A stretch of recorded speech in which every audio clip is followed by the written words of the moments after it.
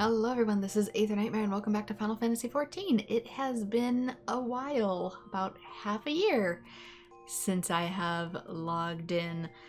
I've been having some health issues in the background, that's a really big part of it, but I'm back at least for a little while. Wanted to give myself something to do over winter break that wasn't just Genshin Impact, so that way I can have something I can grind towards. During times where I might not be able to record or stream. So, what was I even doing? I remember I was working on some legendary weapons. Yeah, I have a video that remains unreleased because I need to edit that sucker still. Think I did the rest of it? No. We'll get to that. We'll get to that. There should be a Starlight festival somewhere. Though I'm not entirely sure where, so... Starlight 2025, where are you at? That'll give us a good starting off point. Goes to December 31st, and it is in Old Gridania. So that is where I'm gonna be heading. See if I remember how to pronounce anything, since I've been gone for so long. But yeah, a lot of my other projects might have to be a little bit more sparse as things go out. I've been in the hospital about twice a month, if not every week, so please forgive me on the mega hiatus. I haven't talked about it much in my other videos since I don't really vlog as much in those, but in these I do, so yeah. Yeah. I'm alive. Barely. But I'm going. Okay, it should be in... I think it's in the theater zone.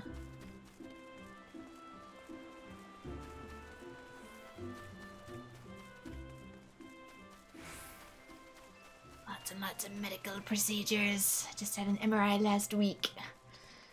Waiting on results. Alright.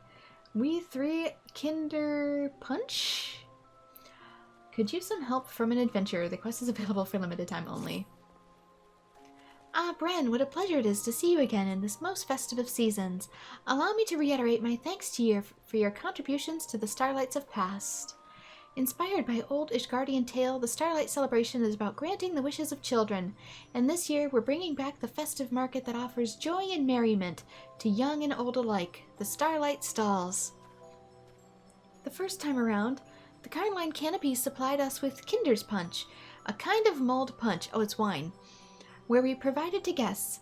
It proved tremendously popular, so we're planning to provide it again with a twist, although it could be alcohol-free, could be grape juice with cinnamon. Alas, with all the celebrants busy attending for the preparation at the stalls, we haven't been able to get working on said twist. If you're not otherwise occupied, might you be willing to lend us a hand? I'm truly grateful. Without further ado, please join me at the Carline Canopy stall at the market. There, I shall explain the particulars to you. When you are ready, the guide yonder will be glad to escort you through. I shall see you soon.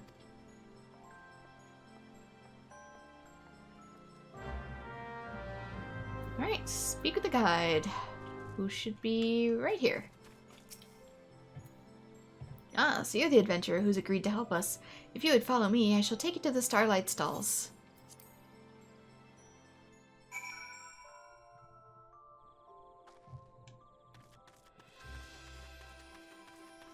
Ooh, this must be the temporary zone.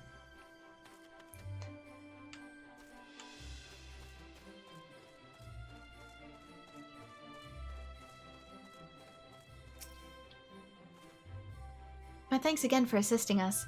I've asked Munine to join me in explaining our punch plans. She should be along any moment now.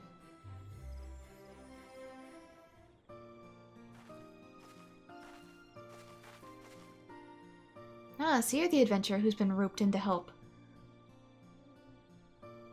An excellent choice. Given the fine work you did distributing the punch last festival, it was a favorite among attendees, and the mugs had a desired effect of promoting the Carline Canopy. When I mentioned this to my guild counterparts in the other city-states, they were keen to have their homes represented on the mugs as well, and so we had these beauties made.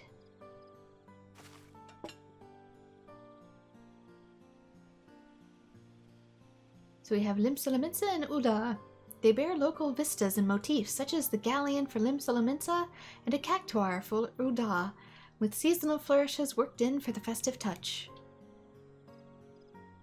Since we have now 3 lovely mugs, we thought it would be fitting to serve up 3 varieties of Kinder Punch. In Gridania, punch is traditionally made by simmering the juice of locally grown apples with blood currants, cinnamon, and various herbs.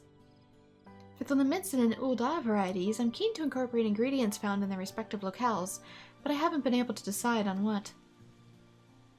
And therein lies the request. Ah, hello, could we get some mulled punch, please? Oh, it's kids. Whoa, new mug designs. The one seagull right here is very cute. I very much like him.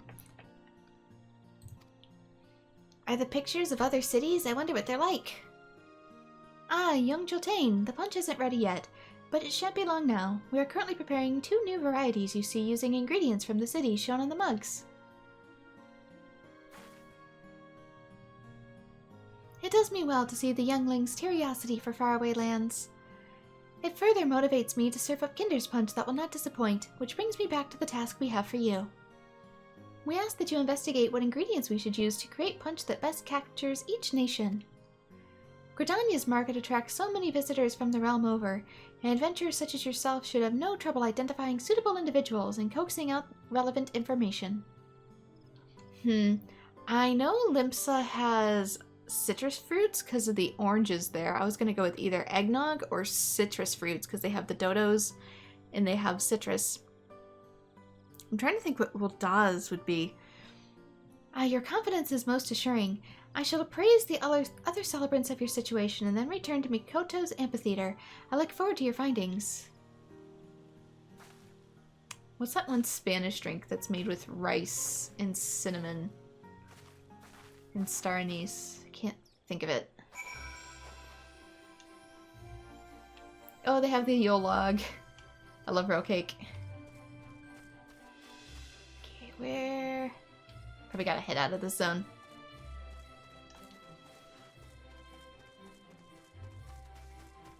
Gotta figure out where I'm going.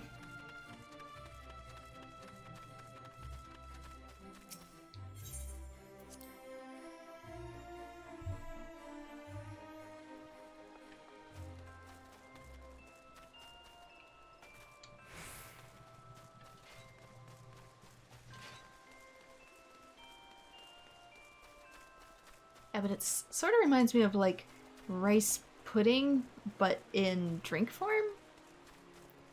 And it has like a lot of cinnamon and herbs in it.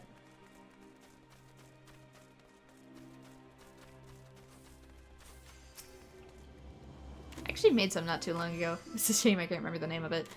You wish to make a drink that represents Ulda? Tea would be a good place to start. We Uldans can't get enough through the day without a good strong brew. It's served up anywhere you can get a feed. It doesn't matter if it's a slap-up meal or just a sweet treat. I've heard all that the Sultana takes hers with generous helpings of butter and honey. Aside from tea, Thinland has specialties like vanilla, cloves, black pepper, and pearl ginger. Okay, the finest stuff can cost as much as gemstones. Yeah, it did have vanilla in it, I remember, although the black pepper catches me a little off guard. And we can't exactly distribute the gemstone variety. We cannot afford.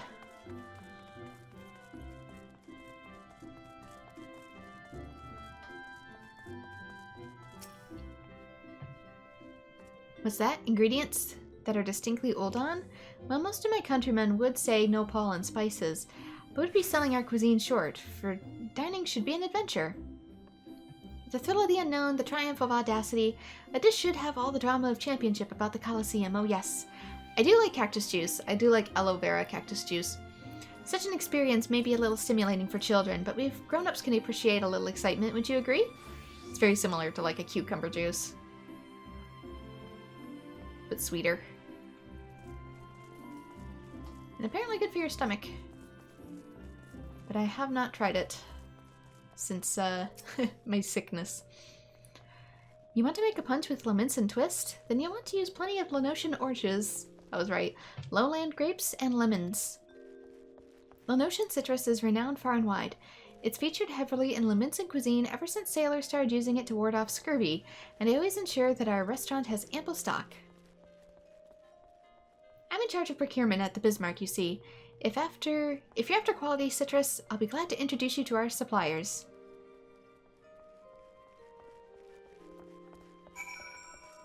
Okay, I was right about that one at least. Although now that I think about it, Limsa has a lot of cows too, so they could do just about anything dairy-based as well. Let's go to Amphitheater.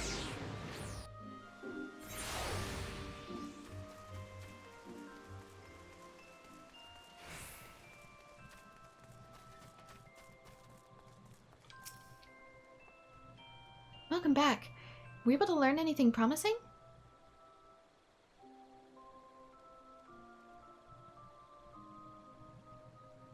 Oh, those ingredients seem representative of Limsa and Udal indeed. We celebrants should be able to procure the items, so pray leave it to us. Once the Kinder Sponge has been prepared, we should be pleased if you would do us the honors and serve it. When it's time, please present yourself to my colleagues in the Starlight stalls. And if you happen to have a moment now, might I trouble you to speak with the little ones from earlier? I'm hoping that you could learn what the city holds the greatest interest for each of them. In doing so, you'd be able to recommend varieties of punch that would be the most meaningful. I mean, to the kids, they'd probably just pick their favorites.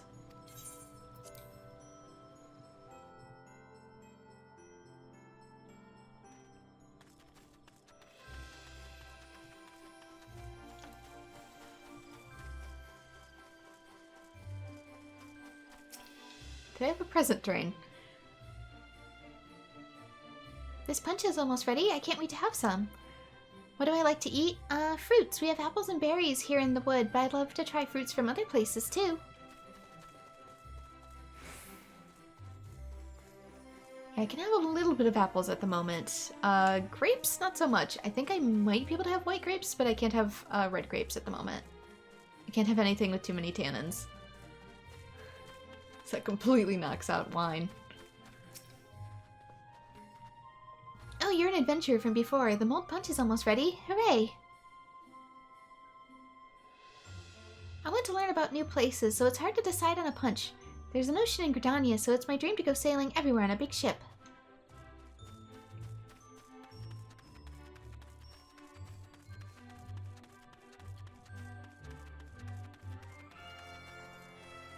These two look like they're doing a photo shoot. I'm probably in the way. They're giving out hot drinks? That sounds great! I'm visiting with my mom. It's my first time in Gridania, so I guess I want to learn more about everything here. Look out of your photo shoot. Sorry!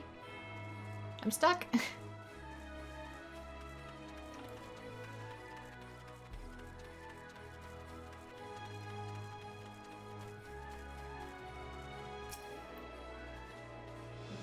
Excellent timing. We received the last of the ingredients and are now brewing new varieties of Kinder Sponge. We expect a throng of children will descend upon us as soon as we begin serving. Are you ready to attend them? 'Tis the season. And to be fair, I am in a streaming server, so... I'm ready. I'd like to review the characteristics of the cities in their punch. I'm ready.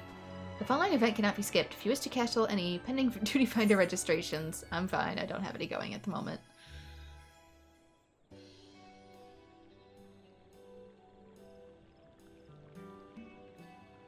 Hey, the one from Ul'dah looks closer to what I was thinking in my head. It has the star anise floating in it.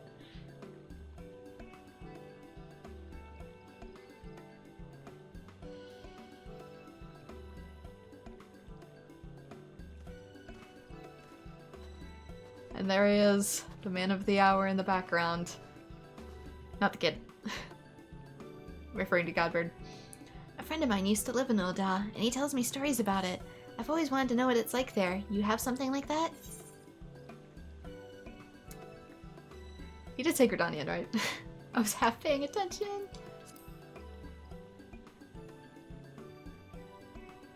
I was too busy thinking of Godbird that I totally zoned out there.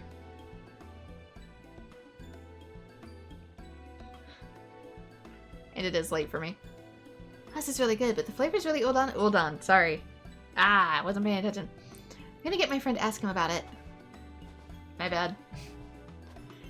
Failed the easiest quiz. But that's what happens when you are low energy. I'd love to see what fruits from other places taste like. Do you have a punch that's made with them? Okay, that one's Limson.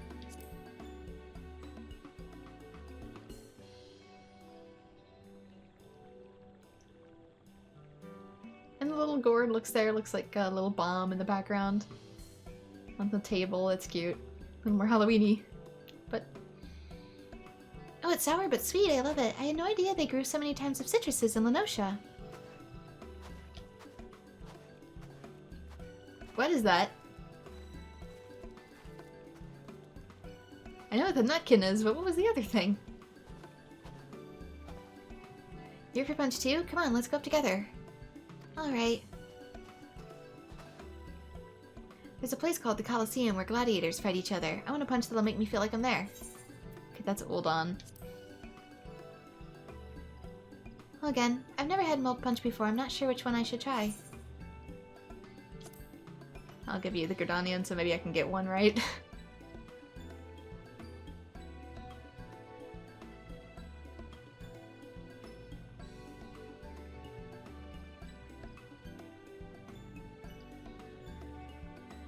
So the Coliseum is in Ul'dah. I'd love to see the fight there one day, but right now there's a fight in my own mouth. The spices in this punch sure pack a punch. Yeah, you usually need to add milk if you have something that's that cinnamony, otherwise it's spicy. Ah, thank you, I love the apple flavor. And the mug is beautiful too. I hope I can meet some Mughals when I'm in Gridania.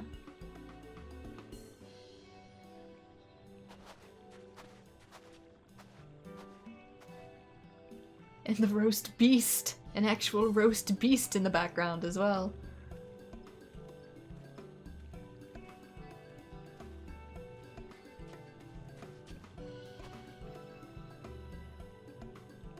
What to choose?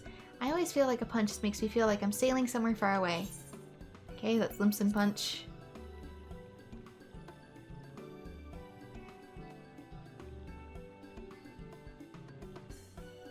Oh, there's a chocobo on it too! On the mug, a little blue one. Wow, what a great blend of flavors, and I just love the design on the mug. It's ships like that that connect the whole world. Thank you, I've had a lot of fun.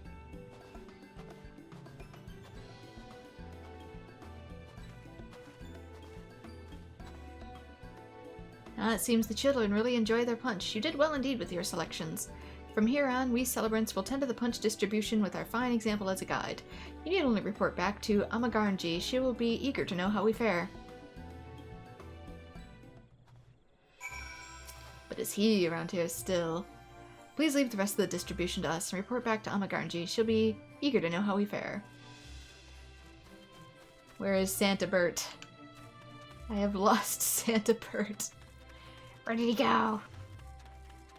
Okay, you two are still there. I don't know if he moved on in this direction. Doesn't seem to. They might just be AFK.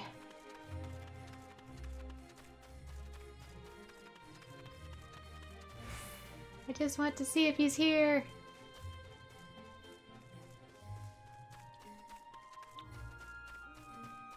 Oh, they have actual vendors.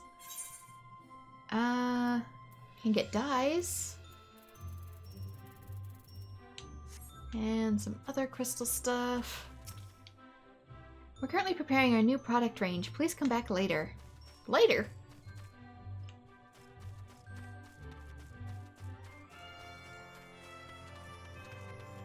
Where did he go?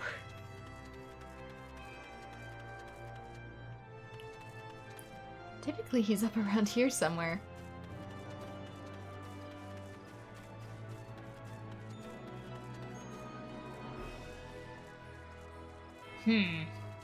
Maybe I'll meet him later.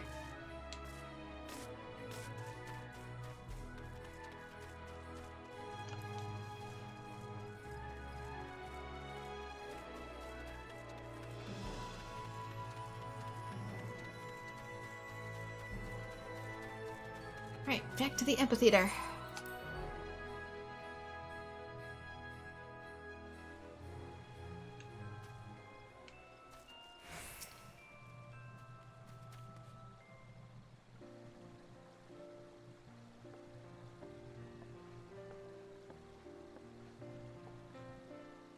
I've just finished putting out new proverbial fires at the guild, so I thought I'd come by and see how you were getting on. The more the merrier, as I always say. If you're here, my friend, may I assume that the Kinder Punch has been handed down to the little ones as planned? It went well, except for one missed up order. We're truly in your debt. With your help, we've not only brought the children festive cheer, but also explained their horizons. Of course, they're all the more welcome to return and try the other types of punch. The longer they enjoy themselves at the stalls, the better.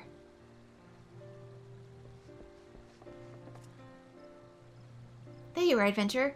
I want to thank you again, Miss Garanjay, and Muni, too. It was absolutely our pleasure. If you enjoyed the punch, then nothing would please us more. When I grow up, I want to be someone who knows lots about the world, like you. I'll go and see what there is for myself and tell everyone all about it. And I want to tell everyone about Gridania, too. The Starlight stalls have reminded me just how much I love it here. That's a wonderful wish, and I have no doubt that the spinner herself has heard it. When the time comes, it'll be my pleasure to register you as an adventurer, young man, and I look forward to hearing your tales of courage and high adventure. That goes for you as well, of course. As if my deeds haven't been recorded already? Have I not done enough? What more do you want from me? I've saved the world. Twice.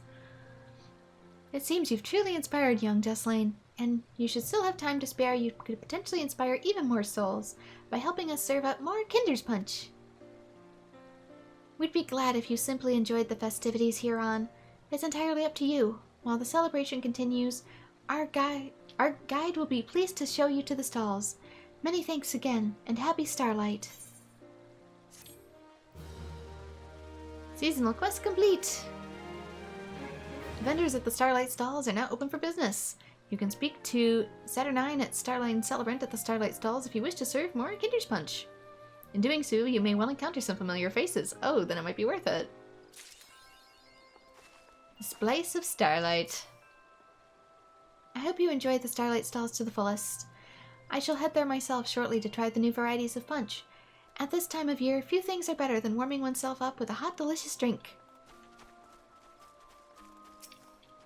Alright, take me back. Let me serve more punch. Hopefully, accurately this time. And to see what all they have for sale.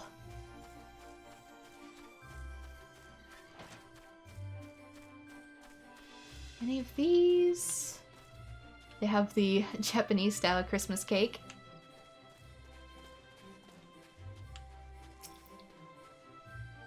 Ah, you're back. The people can't get enough of our punch, and it's all you can do to keep mugs filled. I could use your help with serving again if you're willing. I should mention that a curious lady came by earlier. She spoke passionately about the spirit of culinary adventure before gifting us an array of unusual ingredients. Though I was skeptical at first, quite a few guests have enjoyed them in their beverage as an accent. So if you have the urge to add a little something extra when you serve up a mug, I leave it to your discretion. I'd be glad for the break.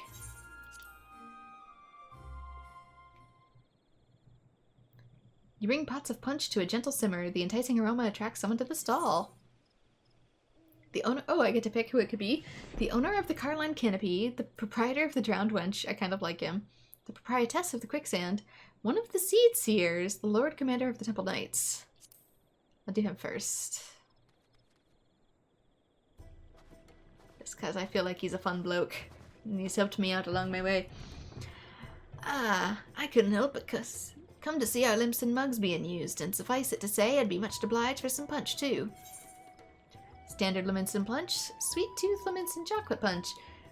I don't know if he'd be one for a Sweet Tooth.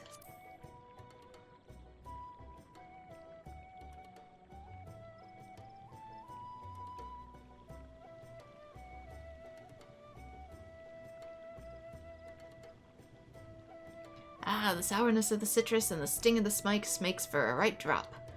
We Lemonsons ain't so keen on Gridania this time of year on account of the freezing cold, but a nice warm drinks makes a world of difference.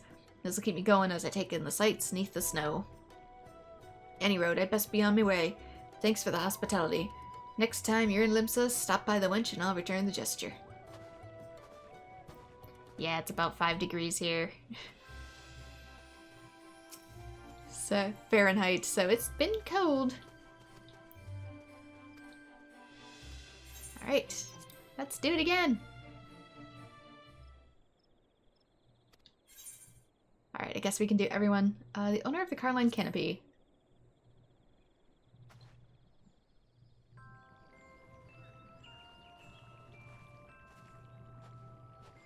You're the one who's been helping me set this whole thing up. I thought I smelled a lovely aroma. I've already sampled the new varieties, so I may please have a mug of Gridanian punch. It'll be interesting to see how yours compares to the Canopy's house blend. With a chanterelle mushroom. I don't know if that, would that be good?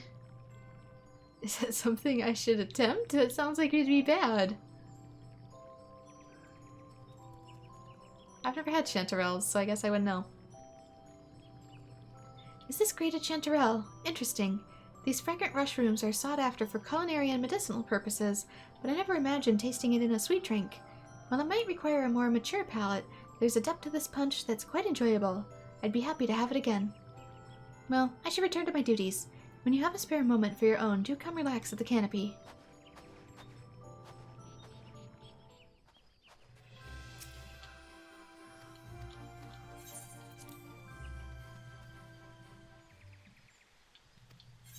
And the proprietress of the quicksand.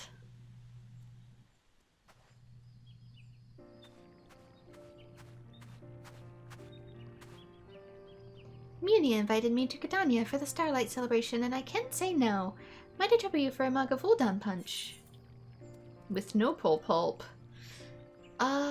You know, I don't know how well cucumber flavor would go in something that's light and cinnamony.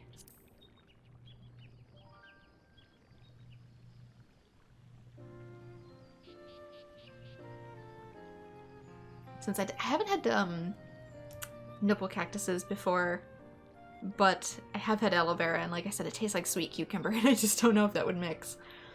Oh my, what a lovely full-bodied brew. You definitely didn't skimp on the butter. I'd do great with crumpets and would definitely be a hit in Old Ah. What do you say you come and brew it for me at the quicksand sometime? I'm just kidding. Long as I've been in the business of serving food and drink, it's a force of habit to consider the possibilities. Thank you kindly. Whenever you're in Old Ah, I'll be sure to stop by the quicksand, you hear?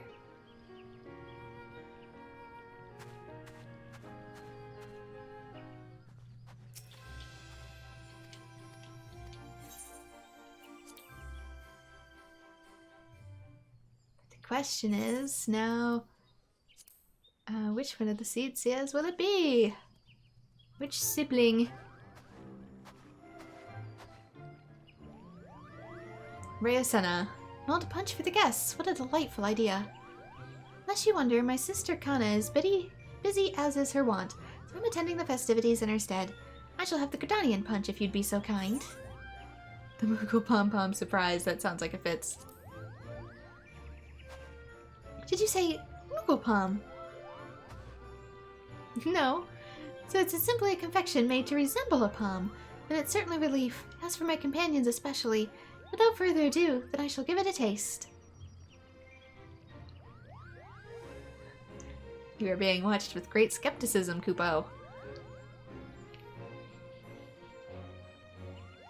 Well now, this is perfectly delicious. Just try not to frighten the children over much, do you hear? Goodbye, Kupo.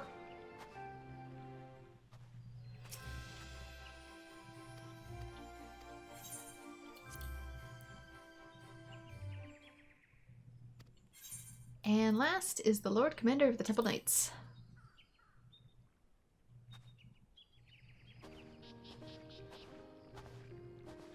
You've actually gotten time away from your duties. What a pleasant surprise to find you here. 'Tis a great joy to spread cheer to the children during the Starlight season, though I must confess, this little helper finds himself in need of refreshment. Might I ask for a mug of the local Gridanian punch? Gridanian punch or Gridanian punch with a generous dash of birch syrup. Does he like sweet things?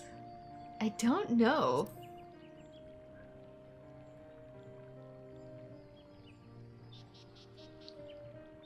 It seems regal-ish.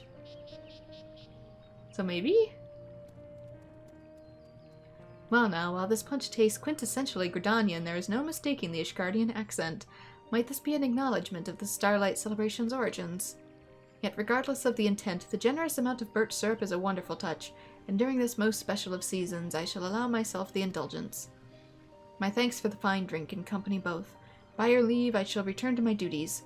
Many children yet await their Starlight gifts, and 'twould not do to keep them. Like, I know in Korea, they have a tendency to drink the syrup as is during winter celebrations, rather than just turn it into syrup. So it's kind of like a festive treat for them. Food vendor. It's really basic stuff at the moment. Anything else? So there we go. We have effectively served tea. Is there anything else here? Starlight Celebrant purchase items. Starlight Mug Tower. I see. So this is housewares. So we can get the mugs this way. And then some prisms, which I'm not too keen on. And I probably won't get the mugsware either, even though it's cute. I don't really have a living space in this game. I live in the hotel, so, you know, it is what it is. So that should be, I think, everything for this celebration. I don't know where Godbird went. Maybe he doesn't have a big role in this year's. And he could be all the way up there. I guess I could check.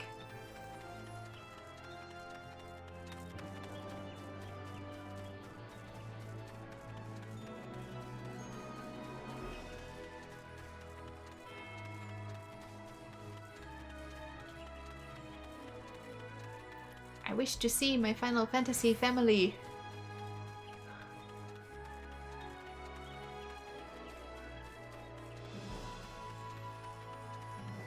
Nope, he's not up here. He must be busy with other tasks this year. Busy being crazy Santa. Okay, how do I leave? How doth thou leave? There we go, this way. Although it could be over in that zone. Oh yeah, there are some more people just sort of hanging around. I could check these vendors too. You sure he's not here? And these vendors aren't actually vendors. Bummer.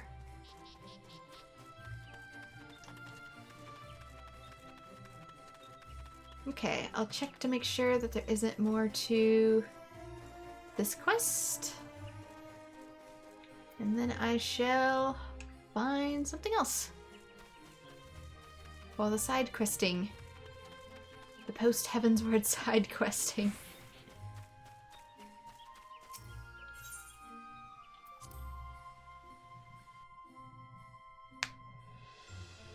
Since I think I finished MSQ, it has the next patch as the opening when I load on in, so I'm assuming I did the MSQ. Okay, Benefield.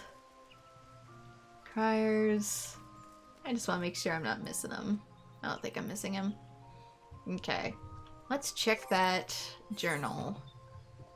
Fear and Odin in the Shroud. Some of these are... Actually, a lot of these are my crafting skills, but I know that I have more events around here. I'm not doing those. Those are going to be next patch's upgrades. But I know for a fact in Kurthus there is going to be a few more things. One particular one I've been looking forward to.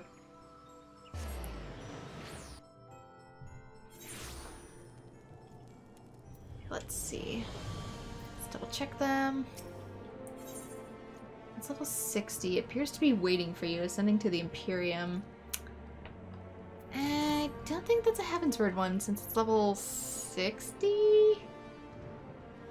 Hard to tell. There is one further in, though, that I know for a fact. Recruitment notice. That wasn't there before.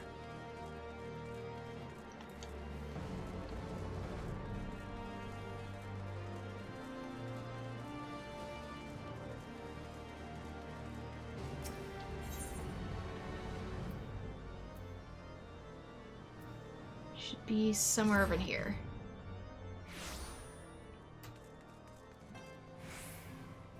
Is this a P or an R? Maybe if you'd studied your letters instead of playing with knights and knaves, you'd be able to read.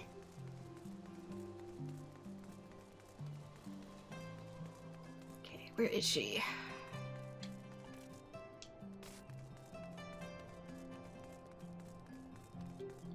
I know she has got to be down here. There she is! I've missed you, Nashu! A gentleman falls rather than flies. As you catch sight of Nashu, you cannot help but wonder if you're about to have a bad time. It can never be a good time. Let me try that again. It can never be a bad time with Nashu. Well, I'll be. Friend Nightmare in the flesh. A pleasure to see you again. Wait, is that what they call serendipity? It is, isn't it? That settles it. You've got to help me with this. Find the inspector. Cora, I was hoping you would silently agree. So I've been trying to calculate the trajectory of the inspector took when he was catapulted into the sky again. I've triple-checked my figures and concluded he must have landed somewhere near Ishgard. Unfortunately, the investigation hasn't been proceeding as smoothly as I'd hoped. But now that you're here, we're sure to make some progress. Come, let's speak with the merchants and see if anyone hasn't had dealings with Gentlemanly Highlander. Oh dear. Where has family gotten itself off to this time? What about this? A gentlemanly Highlander, you say? My apologies, but I cannot say I've had dealings with the man as you describe. Oh, trust me. You'd know if you did.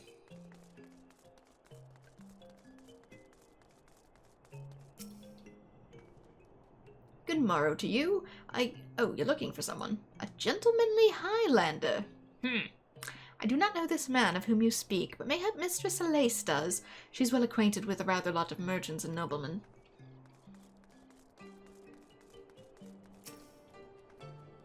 I've sold my fair share of goods to a Highlander adventurer's eye, but I did not describe such clients as particularly gentlemanly, I'm afraid. Really? In Garthus? It seems like it'd be more common. At least the affront of it, anyway. Ah, ever a warm welcome to you. How may I be of service?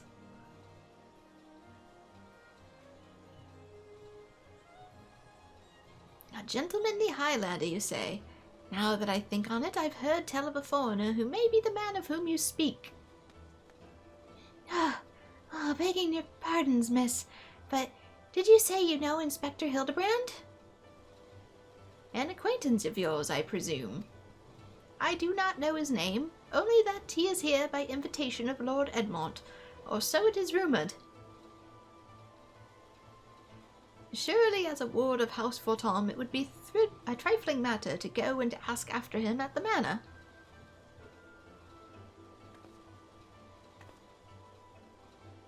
Cora, I knew it was serendipity.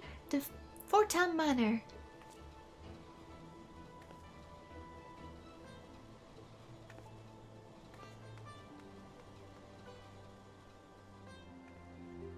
Yes, I know it's Fortom. French is hard.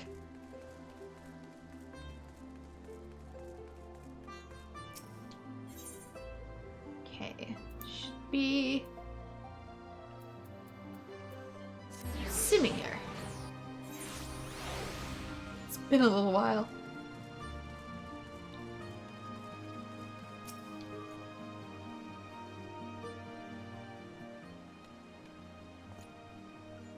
Well met, Master Nightmare. Do you require assistance? Not as much I as an acquaintance. It is as you say. At this time, Lord Edmont is entertaining a foreign guest. Huzzah! We found the inspector! If I am not mistaken, their meeting should be ending shortly. If you'd like, you may retire to the gazebo and wait for our guest to depart. A gazebo? Aren't those dangerous? How? Then again, you seem responsible sort. Not to let a wild gazebo run amok. Very well, we highly accept your offer. I think you're thinking of an animal rather than a marketplace, dear. And if it wakes up, I'll have you there to protect me. Am I the one thinking of something? I don't know. It's a sodding gazebo. Okay, I think I still have the brain cell. We're okay. Now to find where she went.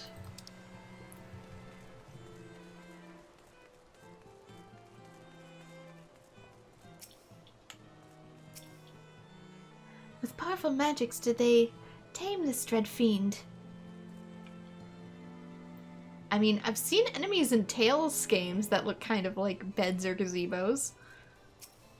They have one in here too. Trying to remember if they do. Final Fantasy XIV might have.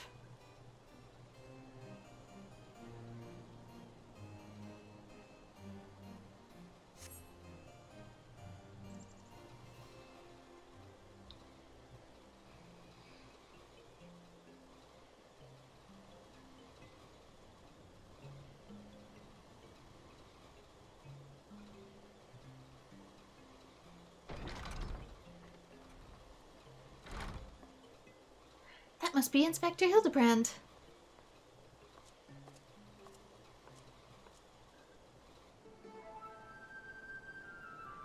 I cannot well imagine how arduous your journey must have been. Truth be told, I found the brisk earthen air to be rather invigorating. It stimulates body and mind both, a welcome benefit when one must discuss matters of commerce. I dare say we would not have accomplished so much otherwise. There you are, Inspector. I've been looking all over for you. Why can't I see his face? Ah, dang! You're supposed to be playing Santa. I say, who do I see before me? Not one, but two of my beloved son's faithful companions. Lord Godbert, but I thought... Santa's not real? Or is he just so fast that he gets an instant day off? Hildy, in Ishgard? This is the first I've heard of it. Ah, I found you at last, heretic! Who is you?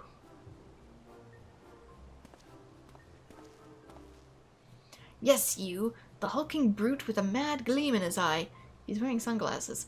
Your brazen heresy is plain for all to see. Surrender yourself to the Inquisition at once. I thought we stopped doing those. I beg your pardon, this man is an Ul'dan merchant, here at the behest of House Fortam. Such baseless accusations will not be tolerated. A guest of House Fortam? Then he couldn't possibly... Though there were those two wards that... But they were acquitted of all charges in trial by combat. And if he demands the right to, then I would personally have to... Oh, dear. Of course, you're just doing squats back there? I do not think you want to engage in this trial by combat. The entire family will whoop you, sir, and wipe the floor with you. Unless your career is to be a dish rag, I advise against it. 1,000 apologies, good sir. I spoke out of turn. I'm Seer, and as you may have guessed, I'm an inquisitor who's been charged with investigating reports of a rather suspicious, possibly heretical individual. Oh, a heretic, you say? One who bears a passing resemblance to me? Aye, a man rather muscular, wearing dark garments and acquitting himself in a somewhat gentlemanly fashion, as some might say. This heretic sounds like he's the spitting image of Inspector Hildibrand. Could he be a fan? No, my dear, I'm afraid our man has once again landed himself in danger. Say again, you're acquainted with such a man?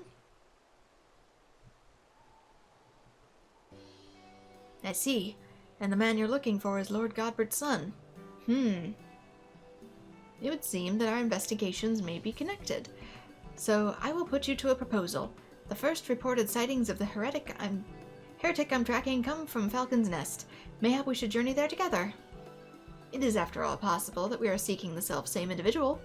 If so, and if he is innocent, it'd be for the best if you were present when I apprehend him, that we might resolve this matter without incident. I say we go with him. This looks to be our best lead yet. Then I shall accompany you all. It's been far too long since I laid eyes on my beloved son, and if there is a chance we may be reunited, I shall be glad to see it. I mean, that's kind of why I'm here too, so...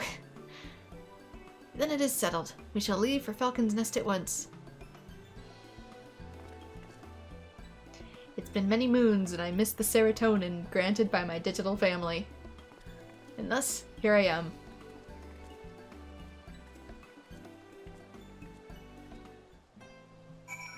This is the only family crazy I want for the holidays. Okay, Falcon's Nest. That should be a hop, skip, and a warp.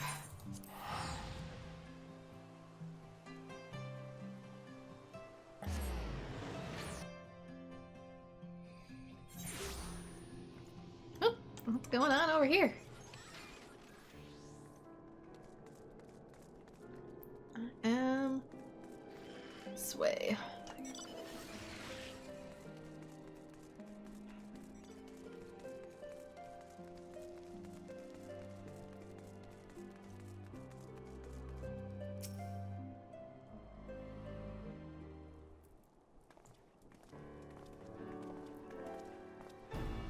Ah, Master Nightmare. Are these your traveling companions?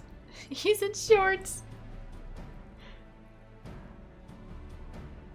I see you're truly embracing the Midwest, sir. The mysterious muscular vagabond. Ah, yes. A patrol sighted him lurking near dusk vigil. Thinking he might be a lost traveler, they called out to him, but rather than approach, he fled. Quite frankly, I'm surprised you bothered to come all this way. That sighting barely warranted a mention in my report. Aha! The unmistakable scent of heresy. How? Oh, terribly sorry. Old habit picked up from my mentor. I know. I will not rush to judgment as before. Still, much as I hope to find your missing inspector, I must confess some small desire that we intend underneath a lingering pocket of heresy. Of late, there have been virtually no confirmed instances of heretical misdeeds. It's gotten so bad that some are speculating our funding may be reduced, or worse, that the Inquisition's operations might come under review. That is why, alone as my witness, I will find and bring a heretic to justice and prove that our order still has value in these uncertain times. Can I be in opposition to this man? Is that a position I can take? Yes, I understand you have your reasons. But whether or not this vagabond was a heretic remains to be seen. Still, if you're set upon your course, you might begin your search near Dusk Vigil. An excellent suggestion, Sir Redwald. Should we succeed in our endeavor, rest assured that you will share in the glory. I can't tell if he's laughing or shrugging, like, just get out of here, man. The hunt continues. Onward to the Dusk Vigil. I'm told the region is especially cold, so do not forget to dress appropriately for the weather.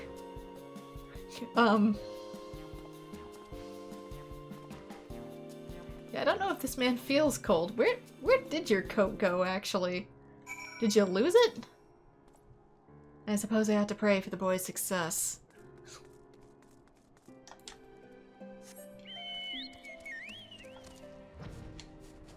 Okay, I gotta ask if anybody knows. Is the level 1 deer in here? I've heard foretells of these. Oh, are these it? No. These are...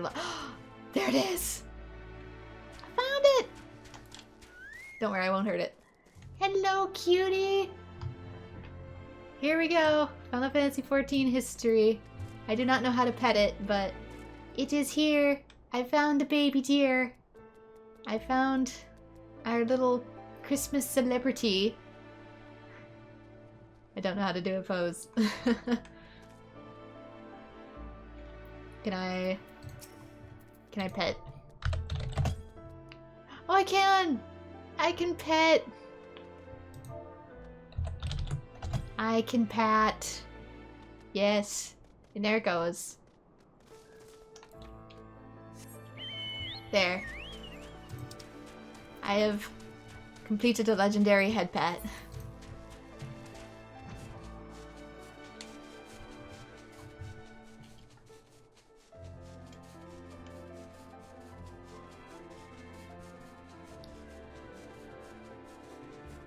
can head out to the rest of our mission.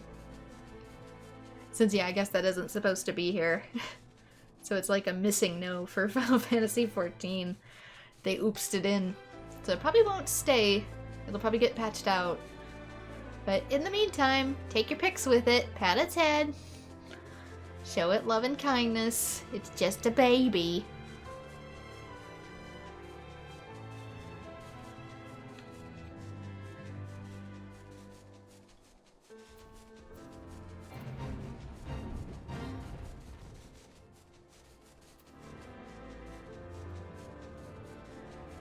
Alright, where are you guys? There you are.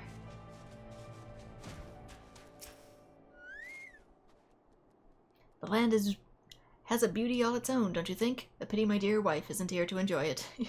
You say that more like she's deceased. I know she's not. I trust you're managing? Good. It would be shameful if we had to turn back now. Yeah, something about warm clothes. Do I need to knit you like a pair of woolen socks, man? Look, it's frozen. Does that mean the fish are frozen too? Yep. They sure are. They pretty much hibernate under the ice.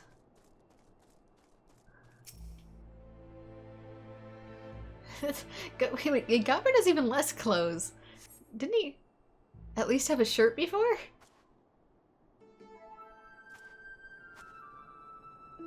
Oh, Fury, take me. It's freezing. Oh, this is a waste of time. No living thing could survive in this godforsaken wasteland. How do you think I feel, man? I'm the reptile. Over there, look! Someone's coming from the vigil. Inspector! Inspector, is that you?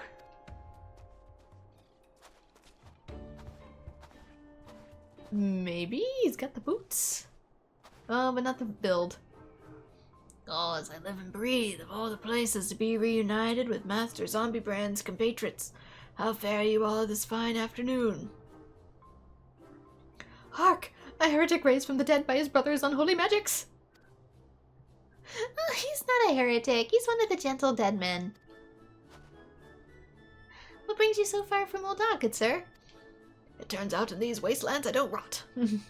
Well, as you know, ours is a rather lonely existence, so when we heard rumors of an abandoned fortress held by zombies, we were delighted. I was chosen to serve as emissary and set out immediately. Alas, it seems my efforts were for naught. Ah, truly? Every last one dead. That is to say, irrevocably dead. Oh, if only it was a necessity, then so be it. Still, after coming all this way, it's more than a little disappointing, you understand. Then my calculations were wrong? The inspector didn't land in Kurthus? Now, do not fret so. If it is our overlord you seek, then you are in luck. As the founder of the Gentle Dead Men, our fates and our aether are inextricably entwined. In fact, I can feel it calling to me now. Truly, good sir. You can guide us to Inspector Hildibrand? As surely as my rotting nose can lead me to fresh brains. Follow me, my friends. Can you smell in the party right now? Out of pure curiosity.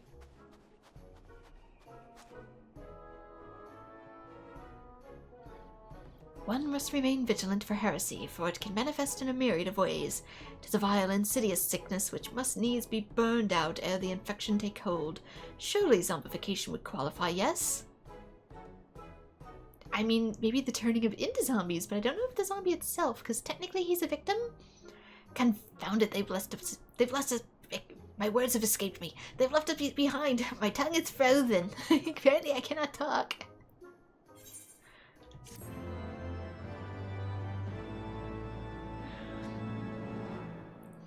Hello there, the Crowned Clown. We're back in Final Fantasy XIV Heavensward, and we're getting some serotonin with the Hildibrand quest for tonight.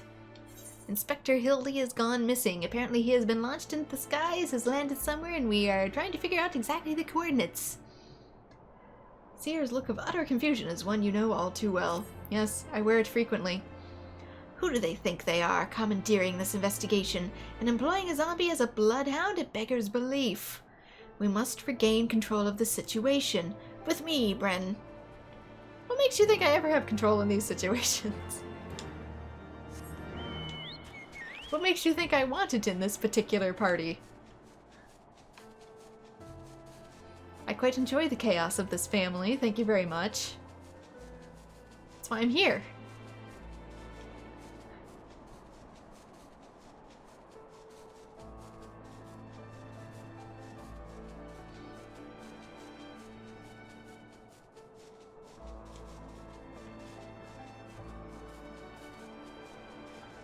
Right about in here somewhere. There you are. Okay, he's retained about the same amount of clothes. Sickness is wont to fester and spread, yes. It's truly safe to contort with this man. Simply bask in this magnificent scenery fills me with inspiration. Inspector! Inspector! Hold a moment, my friends. I must need concentrate.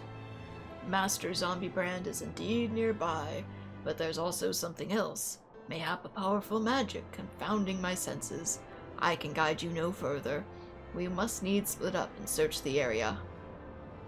Now see here.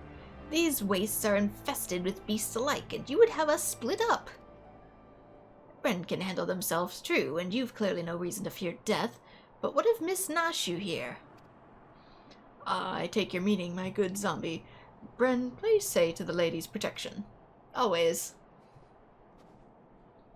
Inquisitor Seer, would you care to take the lead? Come on, you two. The inspector's out there somewhere. And away we go! Even further into the wilds.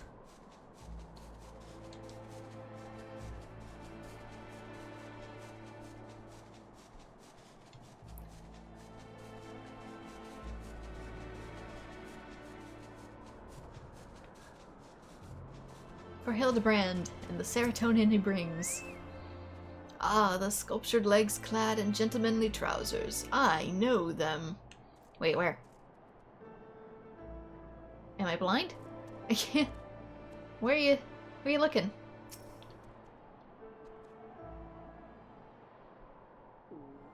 I do not see. Oh, there he is. He's between the Yetis. Look, Bren. There's got to be the inspector.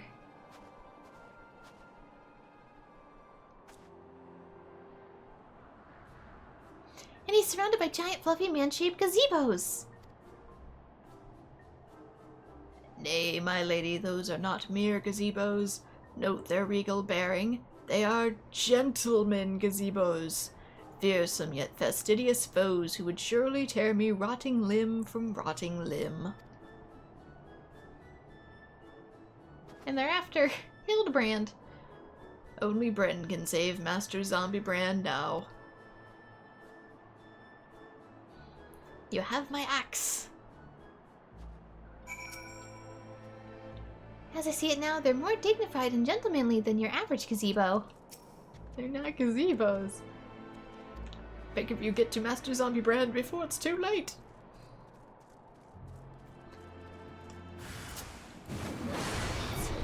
It's a Yeti. I wonder why she keeps calling them gazebos.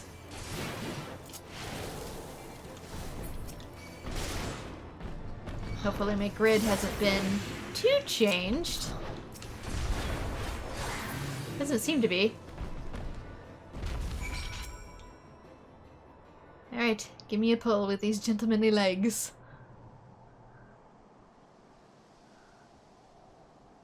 And his outfit's ruined again. Now she's got her work cut out for her, I see.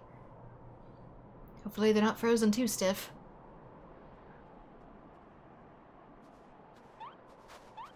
Inspector! Inspector, can you hear me? We've been looking all over for you.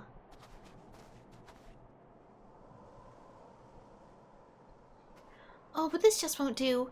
We've got to get you out of there before you catch cold.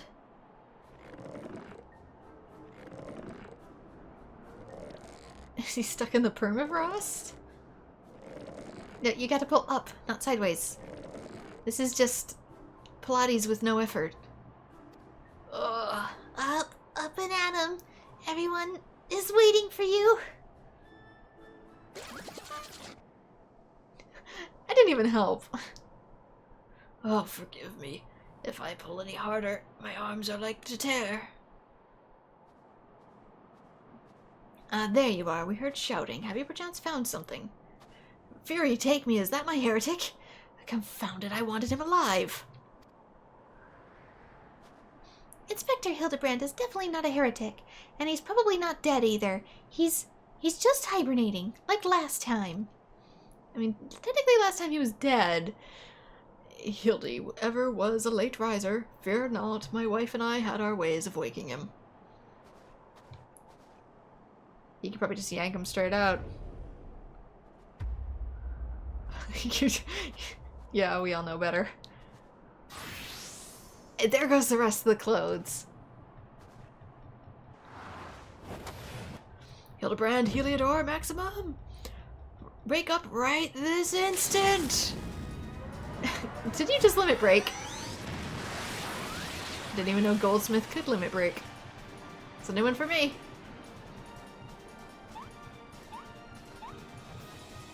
And away they go. Oh look, he's actually alive this time. The cold preserved him like a turtle.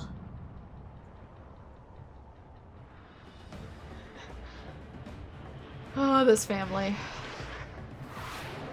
This has turned into a rescue to a Space Force pile driver.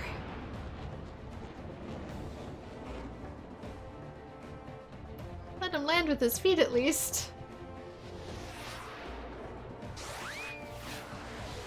Not head first.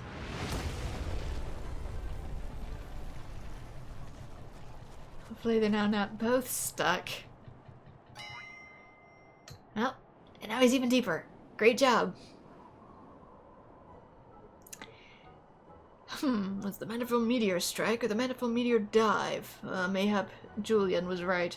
Trying to name everything only leads to needless confusion. One more time then. Out you go. Oh, hello. Vivi looking. Some of those little robot things. Splendidly stupended, Lord Godbird.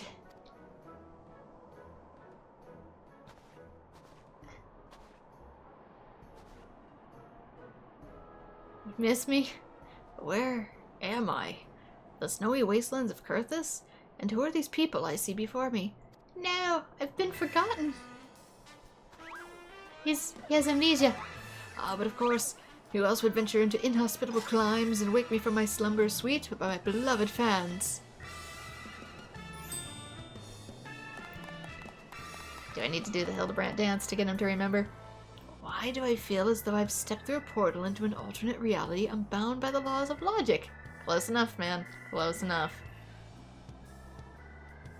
Meet the family.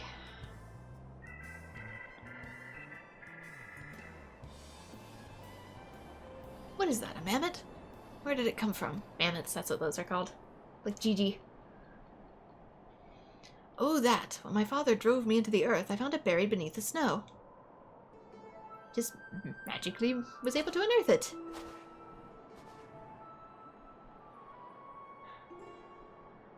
Oh, little Lalafelling girl, how adorable. No, sweetie, not quite. Nashu, please. Note the firm, muscular legs, not unlike my own. 'Tis clearly a Lalafelling boy. They could be buff, too. Now that you mention it, I suppose his features are rather masculine. You two cannot possibly be serious.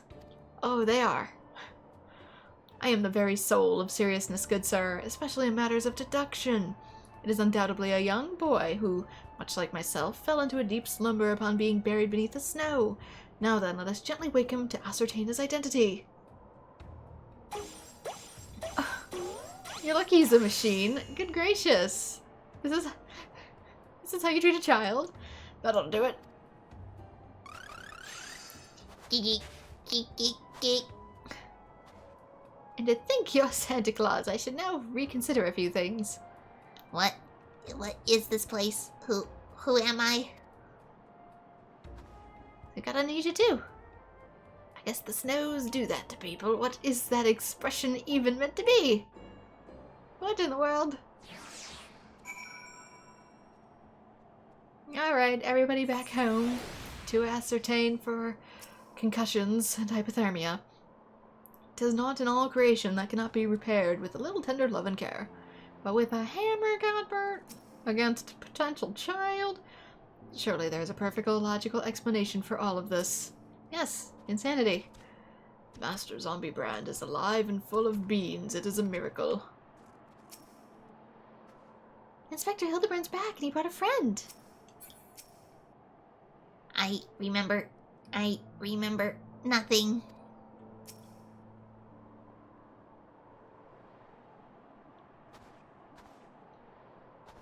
It would seem that although Father's ungenuine ministration served to restore this young boy to life, they also robbed him of his memory. How did I get here? Who am I? Why can I not remember? You took a hammer to the face. And a Hildibrand to the face, technically. Don't worry, young man. Everything will be alright. Take it from me. I have lost my memory more times than I can even remember.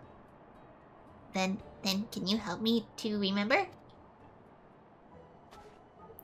Hearken to me now, for I, Hildibrand, Agent of Inquiry, Inspector Extraordinaire, do hereby swear to solve the mystery of the amnesiac hobbledehoy?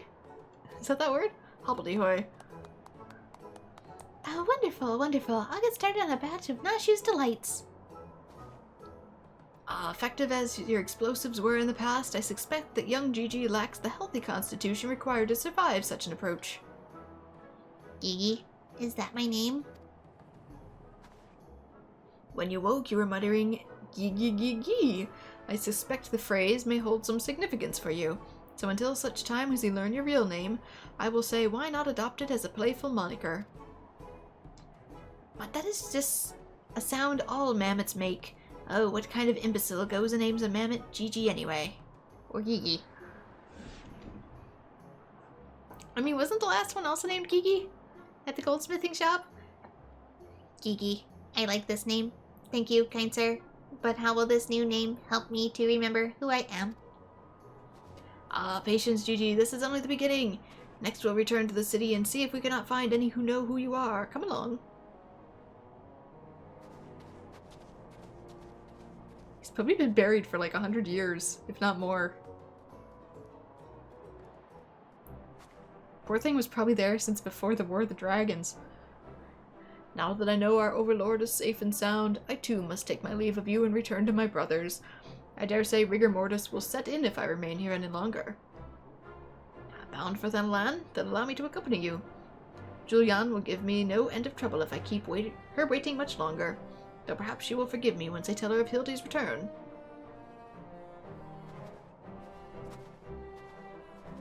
This is rather a lot to digest, though if you look at one accomplished to such happenings.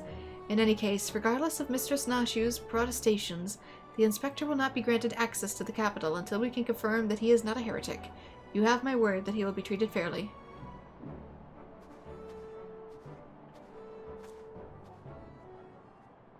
As is, he is not a confirmed heretic. He's just weird. And we're being watched again by some unknown force.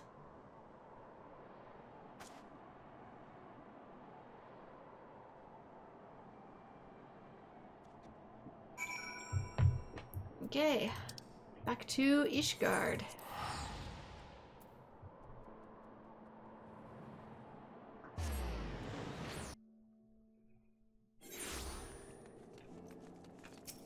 Not you.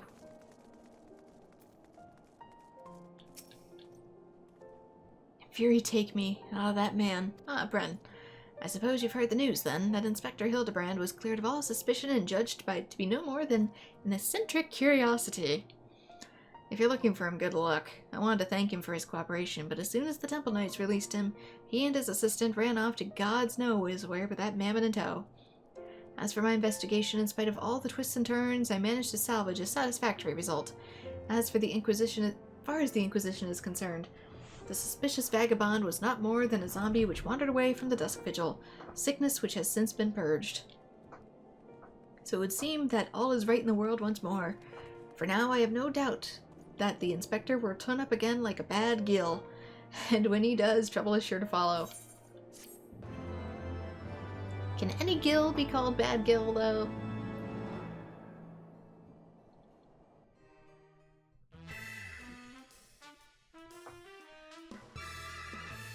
There we go, chapter 1.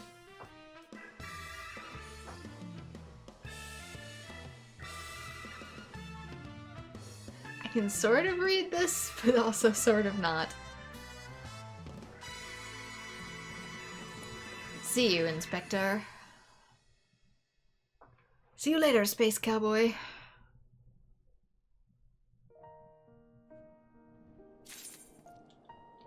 Except not really, because Chapter 2 is here. The GG situation. Seer must once more enter a world he does not quite understand. I pray this Eve finds you well, or at least better than it finds me. It seems I have no choice but to seek out that inspector and convince him to surrender up his mammoth to me. 'Twas unearthed under most suspicious circumstances after all, and who can say what secrets or heresy it might hold. Therefore the Inquisition would conduct a thorough investigation and if needs must destroy it. Given his affinity for the contraption, I fear the inspector may not be amenable to my request. Nevertheless, he must be made to see that it is in the interest of the public safety. Would you be willing to help me persuade him? Fury be praised, at least you see reason. Let's pray he will as well. Oh, I'm not here to sway him to reason, I'm just here to watch the show. I'm given to understand that while the inspector and his assistant have been wandering all over the city with the mammoth in tow, they often frequent the gazebo near Fortom Manor. With any luck, they'll be there now. Okay, back up to the top.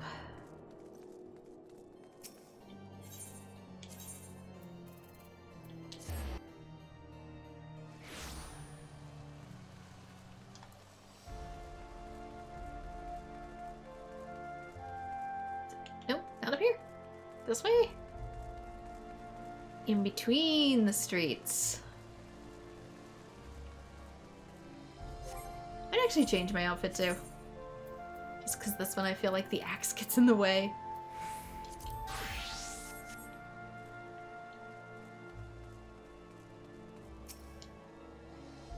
To the very pinnacle of the heavens.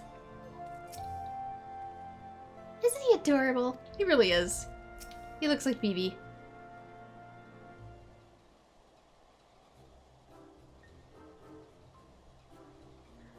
Verily shall we scour all creation, from the deepest pit to the seven hells to the very pinnacle of the heavens, for the answers we seek.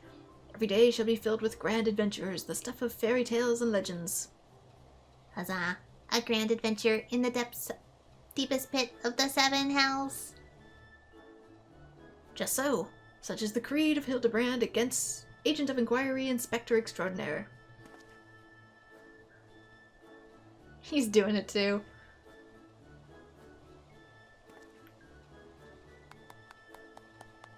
Well posed, Gigi, well posed. I dare you say you have the potential to be an exemplary inspector someday. Right, that's enough of that. By virtue of the authority vested in me by the Supreme Sacred Tribunal of the Hellenic Inquisitory Doctrine, I hereby command you surrender that mammoth of suspected heretical origin into my custody.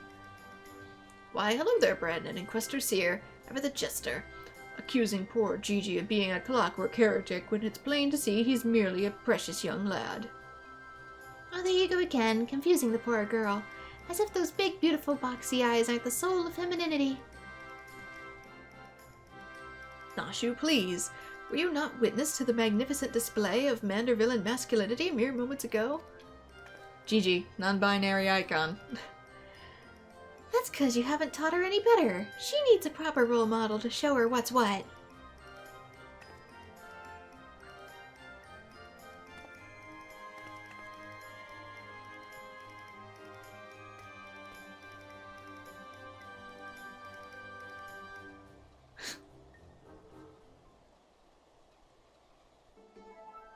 Master Nightmare, Inspector Seer, what's all this commotion? We can hear you from the courtyard.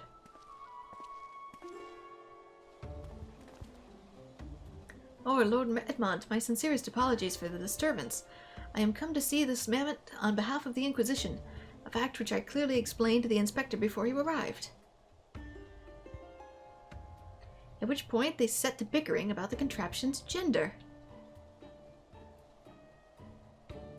What say you, my lord? Do you think Gigi is a boy or a girl?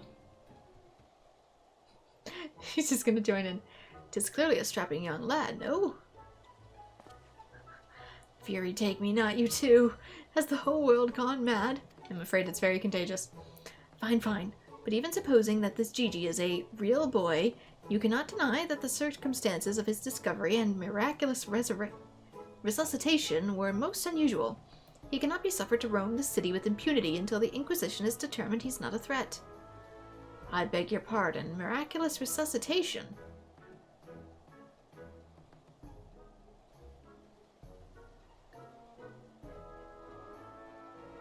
I see. Then until such a time as Gigi recovers his memory, mayhap it would be best if you adopted him as a ward of the House Manderville. I will even stand as witness here and now, if you wish. Adopt? That would make me Gigi's father? Weren't prepared for that, were you? Doubtless the Inquisition would think better of taking any action which must threaten the cordial relationship between our two houses. Yes, yes, of course. I'll do it. I, Hildibrand, Agent of Inquiry, Inspector Extraordinaire, do hereby grant this child the patronage of House Manderville. And thus, suddenly, I'm a parrot? Papa Hildy! Papa Hildy! The inspector's finally become a father. It's so beautiful. Quite. Now that you need no longer fear the Inquisition, you're free to sow Gigi the more of our city. Indeed, I strongly encourage you to do so. Mayhap by the grace of the Fury, something will jog his memory. Thank you, Lord Edmont. I shall not forget this kindness. Come, my faithful assistant and my beloved son, we must away. Does that technically make us parents too? Oh, hello, and I would not presume to question your grand design, but... oh, confound it all! Well, mayhap I cannot detain the mammoth, but I am still within my right to observe that blasted thing.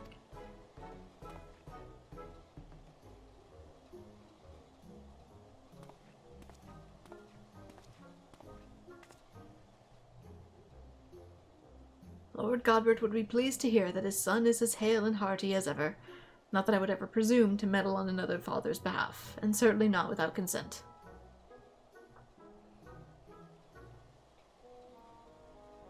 I'm sorry, you're only finding out now that I am indeed very weird, Lord Edmont, sir. Got my sirs and my lords mixed up there.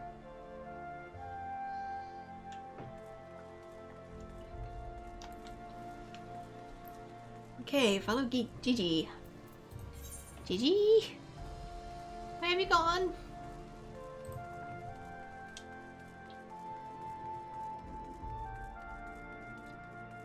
She should be more over here.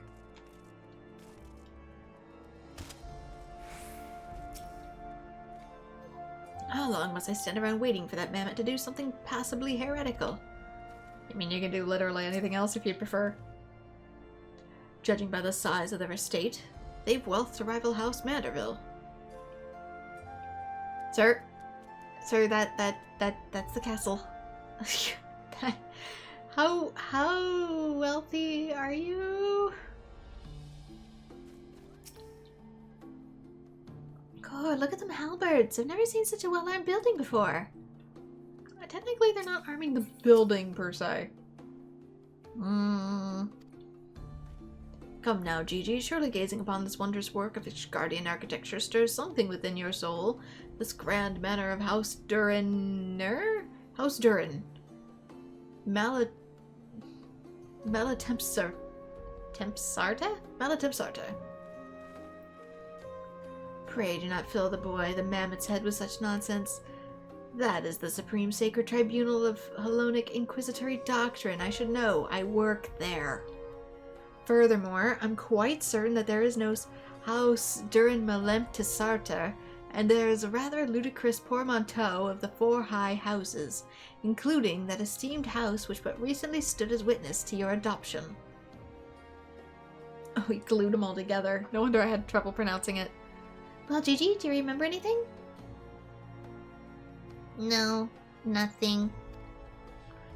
I say, rather than parading him before the grandiose, why not give him a taste of something more prosaic? Let us make our way to the holy stables, that he might bask in the singular sights, sounds, and smells of Ishgard's famous chocobos.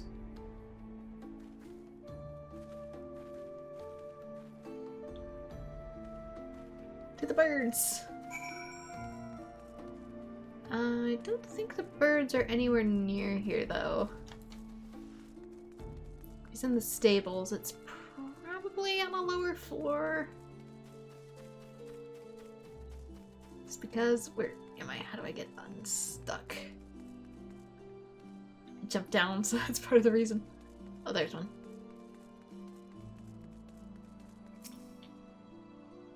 Hello? Uh-oh. No!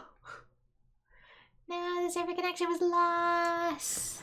Where have I been spat back out? GG at the Holy Stables. We are...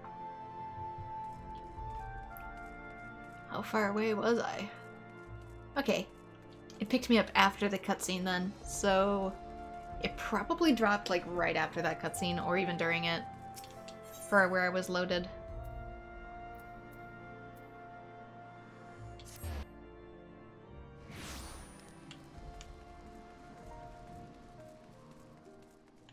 Chocobo stables. Chocobo stables. Probably down below, I think. I don't know. How often does thou chocobo stable? Because like I've seen that person in the Tonberry suit. So I don't know if they logged back in before me or if they just didn't get logged out. Patience, patience. A watched heretic never sins. Such noble creatures, chocobos. How many halcyon days did I pass in the saddle, racing across the windswept plains? So if I wanted a hair that color, I have to eat plums, val fruits, and pineapples. But how many? That's not how hair dye works, sweetie. Unless it does for cat girls.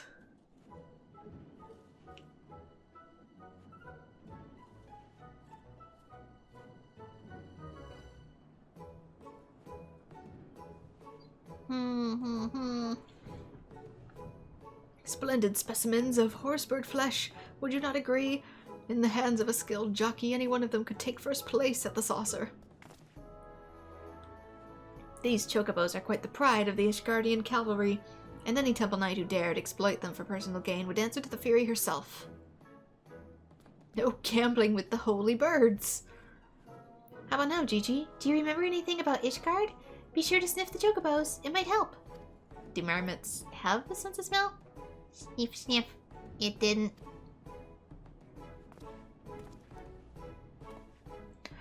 You know, just because you found him in a Kurthan snowbank, it doesn't mean he hails from Ishgard. Which is why we ought to try taking him to the markets and exposing him to all manner of goods across Eorzea. Excellent suggestion, Inquisitor. I need you to understand, everything you say here can and will backfire. Wait, am I now complicit in this farce? Oh, Fury, forgive me. First time?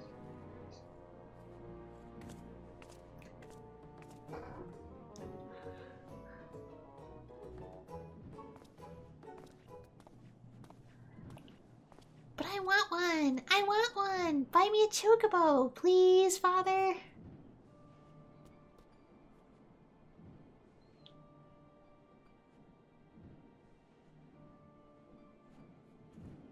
Is Gigi going to pick up habits? Father, that strange-looking thing is staring at us. Geek, geek, geek, geek, geek, geek.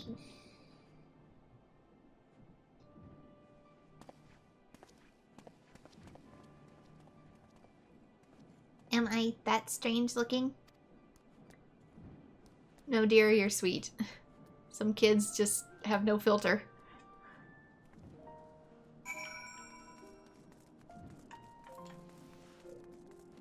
Okay, back to the markets where it all began.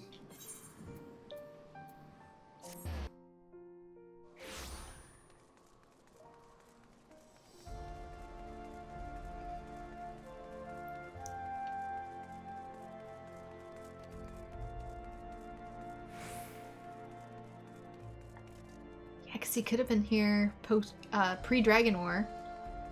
Or he could be from another nation entirely. I know Ulda has a lot of marmots. What if I picked one with my eyes closed and gave it as a name day gift to myself? Oh, I wonder what I'd get me. Receive your orders. Detain your heretic. Meet your quota. Fury take me, it used to be so simple. Frightening on occasion, I grant you, but with my mentors, little episodes, but simple nonetheless. Nachi has self-invented gachapon where gachapon need not be. These goods would fetch a high price in Ulda. They're probably from Ulda.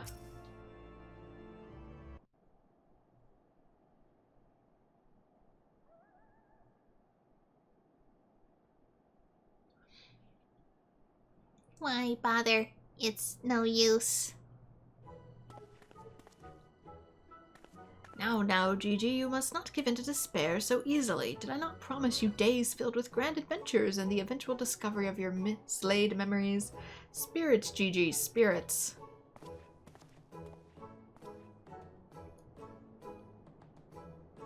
Maybe his memories literally fell out.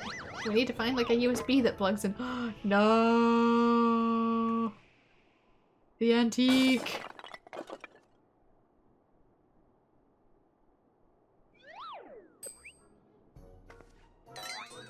So, you got a payment plan for these? My word, a vase flung to the ground with reckless abandon. Could this be the opening salvo of an indiscriminate campaign of vandalism? No, sir, you're just clumsy. One waged by your wild gesticulations, perhaps. At least look before you strike a pose. The gods know only how much that vase cost. Can I open a line of credit? 123,504,000 gil at last assessment. 'Twas over 700 years old and graced the homes of a dozen archbishops, 8 counts, 2 lord commoners, and 1 duke. 100 million gil! And you just had it out in the open? Are you sure it's not a counterfeit? Just 100 million gil and it's just curiously perched on the edge of a countertop outside in the elements. Bring that to court. I want to see that tested. Oh, alone, why have you forsaken me? Oh, but maybe he's able to appraise it.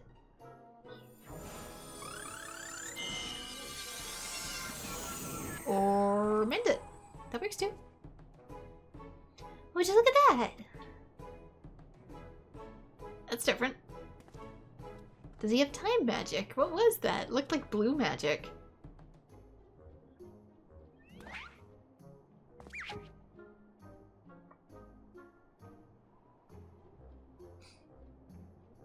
Now let us leave. Just run. Just run. She can't peg us with anything because the vase isn't broken. Just run. It's a miracle. Nay, the divine intervention of the Fury herself. Did I do that? Gigi, my boy, that was marvelous. You're a born artisan, just like father. Papa Hildy's papa? Your grandpapa Godbert, the man who woke you with a few gentle taps to the noggin. You won't believe what else he can do with that hammer of his. Why, some folks say he wields the very powers of life and death. I'd believe it. Once he and the missus come back from their tour of the Western Highlands, I'm sure they'd love to see that trick of yours. Do not demean this mammoth's power as mere parlor trick. We just witnessed a miracle, and I demand that you all acknowledge it. This mammoth?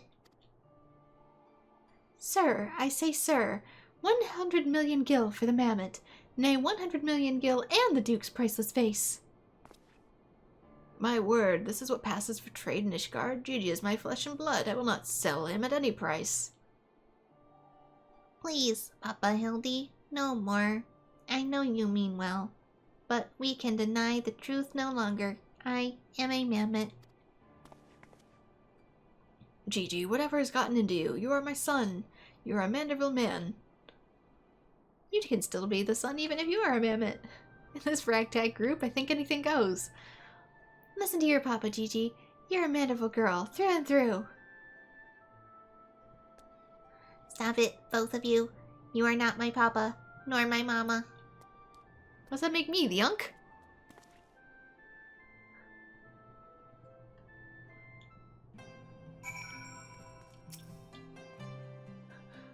What is the one meme where they're assigning all these different roles based off of stereotypes? And I'm the aunt who gets to talk shit about everybody. The unmistakable scent of, well, perhaps not heresy exactly. Regardless, that mammoth's power cannot be allowed to fall into the wrong hands. Oh, so children do say the most hurtful things. Well, he passes in that regard. Well, it's only to be expected. Gigi's at a rebellious age. Strange as it may sound, I too tested my parents' patience, and that on more than one occasion. I see that. I witness it on a regular occurrence. But if they could weather the storm, then so can I. I say we find out what's gotten him thinking he's a mammoth. But he is a mammoth. How can you not... Oh, never mind.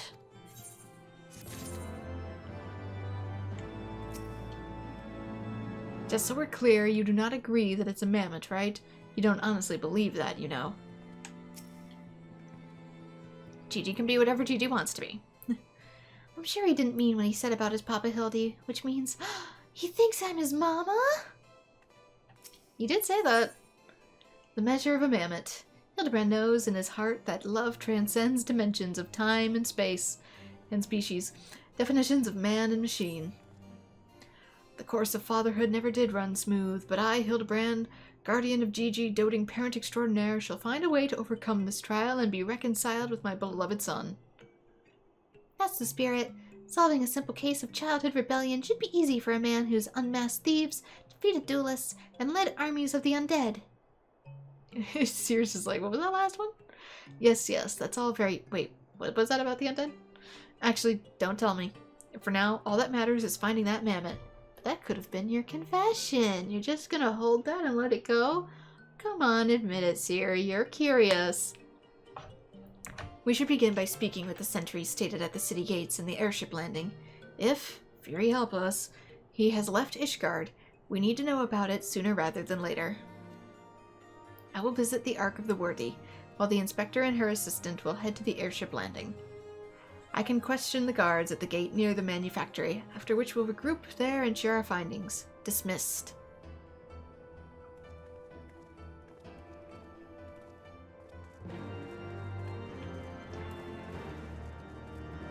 Quest accepted. Where am I going? The Foundation. Okay. That's back over there.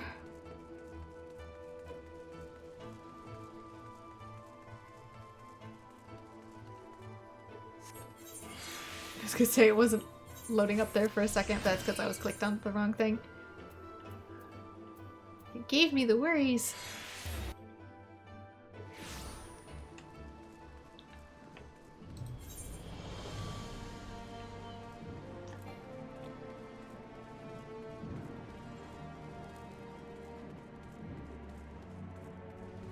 Also, did I get an emoticon thing? Etiquette of the local libel. Illustrated manual of how to take the perfect sip of piping hot punch. Use this to learn Gridania sip, Uldan sip, Laminsa sip, Gridania gulp, Lipsy etc.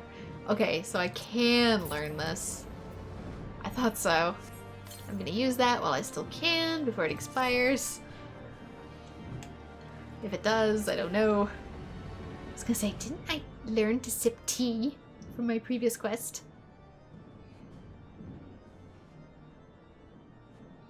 Little fellow with a wide-brimmed hat? Ah, he came through here. About passage on a supply ship bound for Falcon's Nest. One of them was his name, Lalafels, right? Funny little buggers. Seemed keen to be anywhere but here. You think he's a Lalafell too?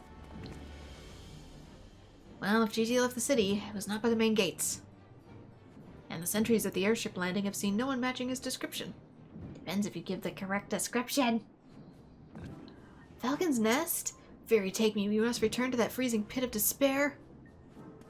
Wherever Gigi goes, I will follow him and find and embrace him as my son once more. However, I surmise our final destination lies far beyond the walls of said outpost. Indeed, there is but one reason he would return to those frozen wastes. To frolic in the snow and cast his worries to the winds. Really, he seemed no mood to frolic when I last saw him. How can you tell? He doesn't emote. As I recall, he used his arcane powers to mend a vase, only become morose and belligerent when it became clear to him that he was in fact a mammoth. Yes, but it doesn't mean he can't perk up later. One might even say he remembered what he was, remembered his purpose, and so he returned to Western Kurthus, that famous breeding ground for heresy, where we first found him. Home to his heretic masters to share with them the intelligence he had gathered on the city. At long last, the undeniable, the unquestionable, the unmistakable scent of heresy. What are we standing around for? We have a heretic to catch.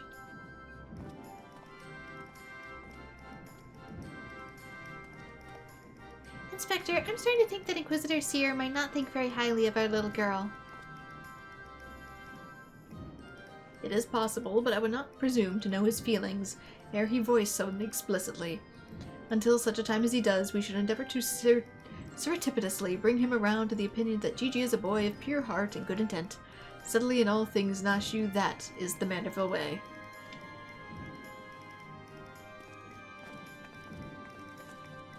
Until we get a blunt answer, and then we use blunt force. Okay. Rendezvous with Seer outside in Falcon's Nest. Away we go.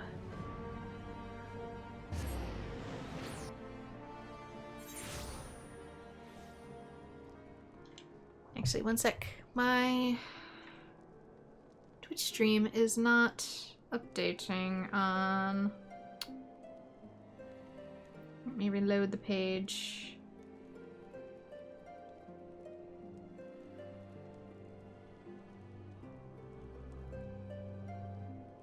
There we go. Sorry about that. It was frozen. I tend to watch chat through my phone because this game takes up the big screen. The game does, I mean. And as a result, I can't always fit everything onto the smaller screen. It's a little crowded, so I have to have chat over and on my phone. Aw, even her footprints are adorable. They almost look like they were made by one of the Clockwork Minions. Oops, the tracks continue to the north. I would know those tiny footprints anywhere. Gigi came this way. Aha! I knew it. The mammoths immediately left the outpost and looks to have headed north along the river. By the Fury, I cannot wait to finally catch him in the company of the heretics. I don't much like your tone, Inquisitor. If our baby girl ran afoul of any heretics, she'd look them square in the eye and tell them she doesn't want any. She's treating it more like a substance. Hey, Inspector, I think I just had one of these moments, you know, of insight. Maybe Gigi came out to find Lord Godbert. I did tell her Grandpa might like to see one of the tricks of hers. Oh, brilliant deduction, Nashu. He must be eager to meet his grandparents. The self-same ones he renounced when he declared you were not his father? Ah, what a fine young gentleman, eager to explore his heritage. Let us make haste, my friends, for our return of the 3 generations of Manderville's beckons. I really can't be bothered.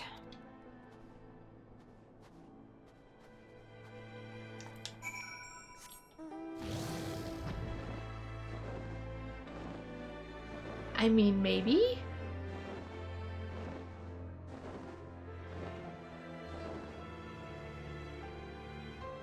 He fixed him once, maybe he wants to see if he could be fixed again.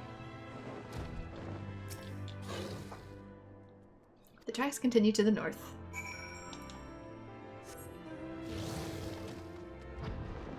Even further to the north.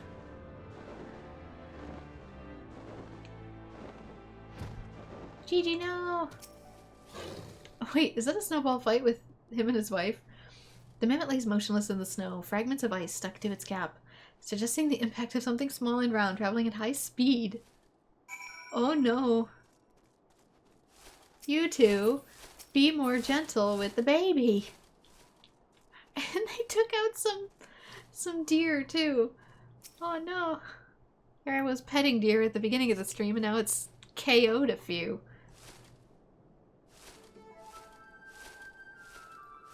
My head. Who? Oh, it's you. You followed me.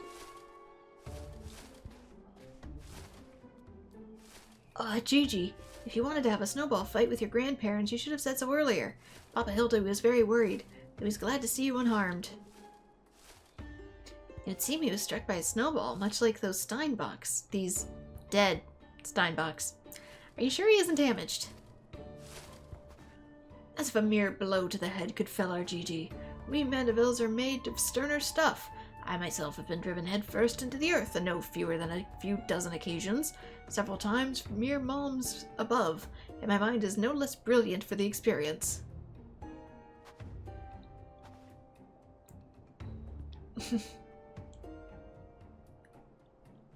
I mean, was there anything to damage? And good, he's got his cloak back. I expect the earth was no less brilliant for the experience either. Why are you nodding? Oh, he's behind me, isn't he? What good fortune to cross paths with you lot so far from civilization. Forgive me for not taking notice earlier. I was engrossed in my duel with Julian. But how rude of me. Would you care to join us? Grandpapa Godbert. Grandpapa Godbert. Mama Nashu says you wield the powers of life and death. I beg of you, Grandpapa Godbert, grant me life. Make me a real boy. He wishes to be Pinocchio.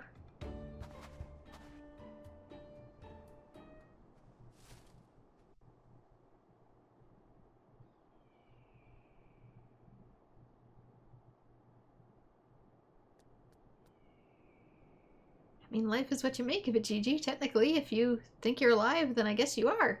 Are you sure about this, son? It may sting a little. I do have a potion for that. I will endure whatever I must to become a real boy. Does Fantasia's work on robots? And there we go again. Oh good, you're learning.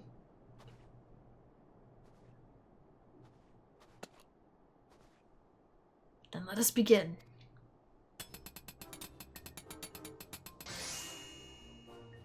I mean, he looks less mechanical. He really does look like a Lalafell, minus the face. This body, it's everything I ever wanted. It's perfect. Thank you, Grandpapa Godbert. Thank you. Oh, but I have not even begun to begin. By God, guide my hammer! He said it was perfect, leave it alone!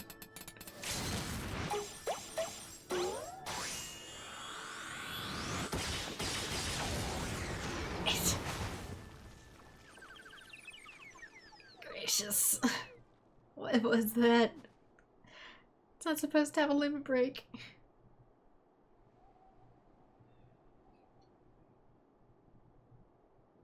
He hasn't turned him into a boy. He's turned him into a Manderville. Man! Papa Hildy, I'm a Manderville man. Gigi, my son, come to your father. Let's have a look at you.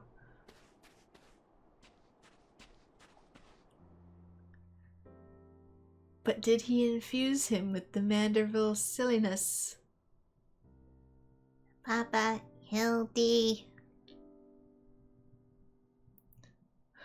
Gigi! They're just gonna run right into each other. Unstoppable object meet immovable force.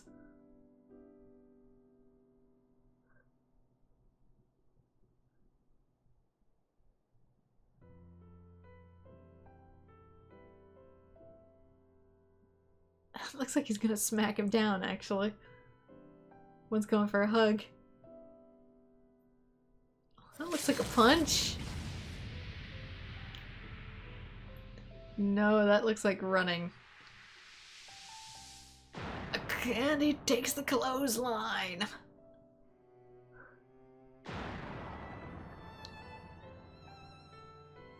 Right to the jaw and throat.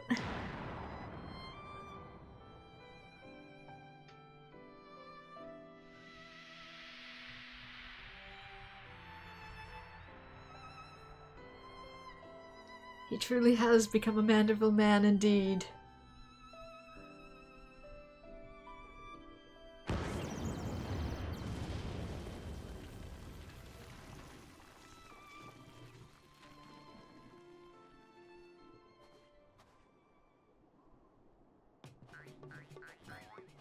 He even knows the dance.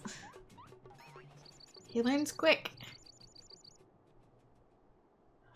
No, it brings back some memories.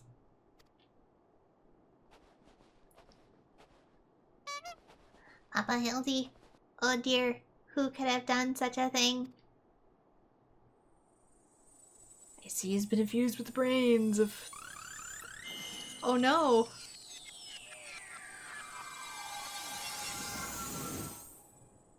It doesn't stay. By the Fury, it's just like the vase all over again, miraculously restored to its original form. He's got some time magics on him. That one didn't look like it was intentional.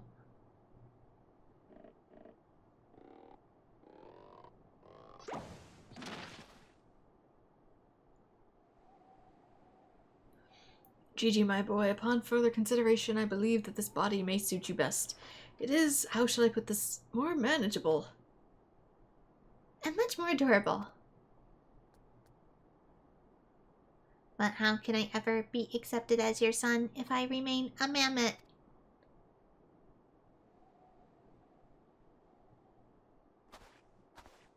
And the clothes are destroyed once more. If that's what's been troubling you all this time, but why didn't you say so?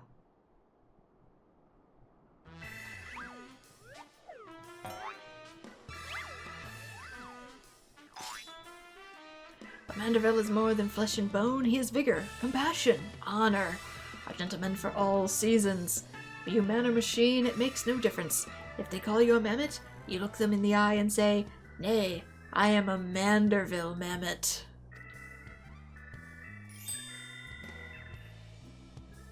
I mean, it's actually not bad advice.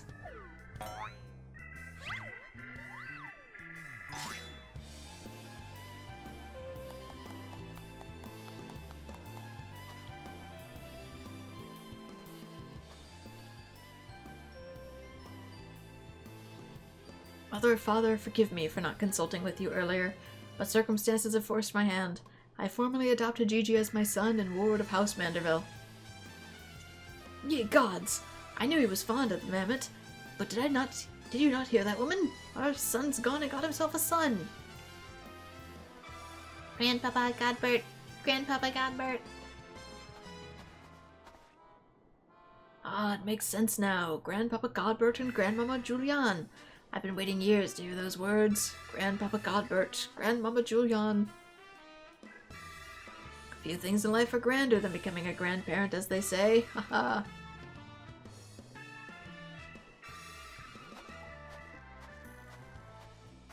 Did she not accept?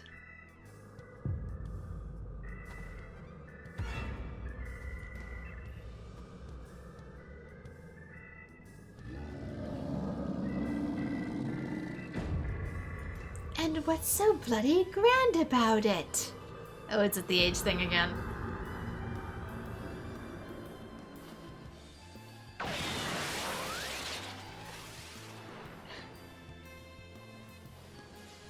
And there they go, potentially off for another season.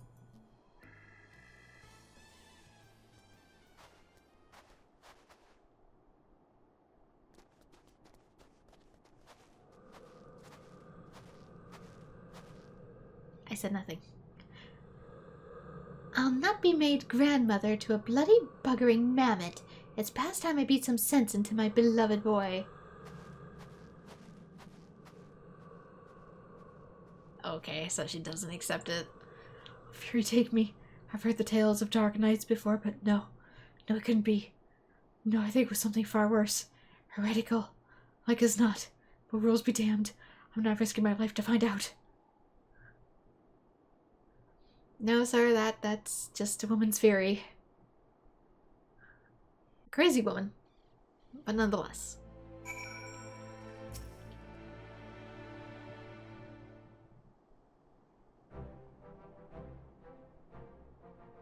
They're mad.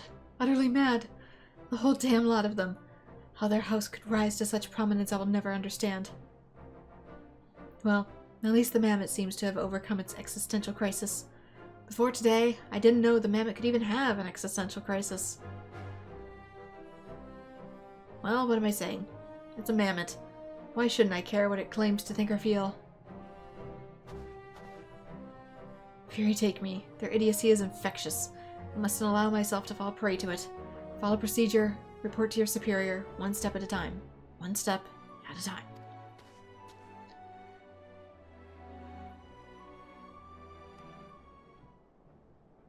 And was still being watched, it seems. By multiple figures this time. One of which may be from the church.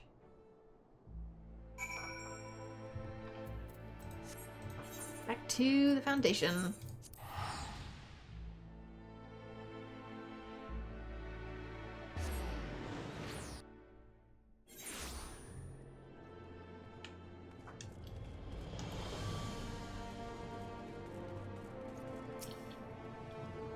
Right then. My superiors, having been informed of the mammoth's adoption by House Manderville, as witnessed by House Fortom, proceed to take me to task for my, quote, gross mishandling of the situation. They remain convinced that the mammoth is the product of heretical machinations, and have commanded me to redouble my efforts to prove this incontrivable fact. That may prove problematic, however, as Chi-Chi seems to have forsaken his quest to recover his memories, and thrown himself wholly into his new life as a Manderville mammoth, casting about any hint of a case along his doting father. In any event, though I do not share my superior's conviction, I think it's safe to say there is something exceedingly unusual about that mammoth. You saw with your own eyes how effortlessly it restored the vase, and itself, to its original form. Reconstructive magic are not particularly rare, but his are unlike any I've ever seen before.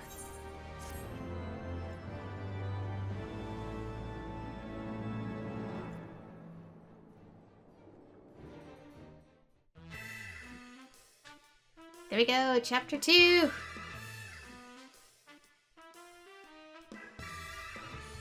Wonder how many of these there are. I probably should have looked it up.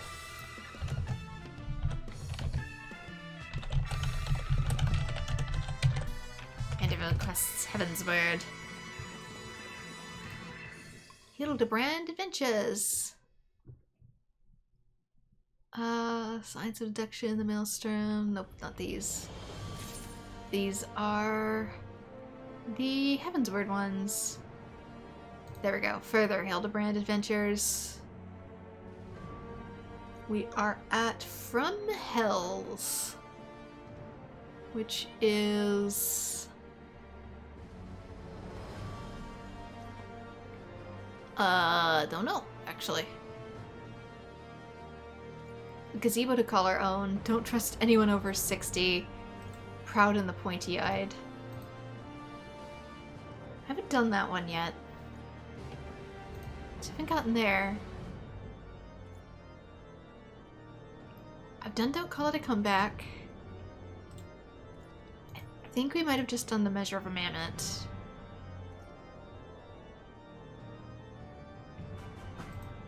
Oh wait, because this is the wrong one. I'm looking at From Hells is the name of the other quest. The Gazebo to Call Our Own. There we go. So there is technically 2 more chapters. A Gazebo to Call Our Own. That you stand here before me is proof that Hallown smiles upon me this day. I've need of your assistance, Bren, and before you think to run away screaming in terror, when do I ever, I pray that you hear me out. It concerns the esteemed, now missing and presumed dead, Knights of the Heavensward. None have returned to the capital since all the unpleasantness began. Yeah, recently we've heard rumors of these honored sirs walking the streets. More zombies? 'Tis heresy most foul, I say. And I meant to get to the bottom of it. But we'll need all the help we can get, which means, fury take me, we could benefit from a certain individual's serendipity. Besides, if we don't seek him out, he's like to show up at the worst possible time anyway. At least this way it's on our terms, and we can keep an eye on that boy. Mammoth? Mammoth! Yes, that's right. Oh, you must be wondering why I asked you to come. Well, you and the inspector seem to enjoy the natural rapport, so... Praise alone. For a moment I was afraid you'd make me beg. This may well be the last chance to prove my worth to my superiors, and if I can't, to Fort Tom Manor.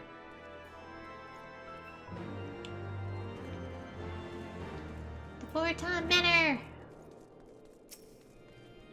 Even he's calling GG a boy now. It's infectious. It's contagious. It's fun.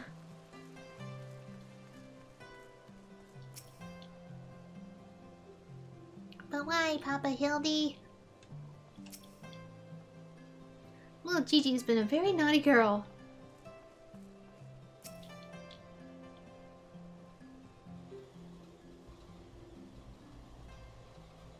Because Gigi's such behavior is unbecoming a gentleman. But why, Papa Hildy? Why is it unbecoming a gentleman?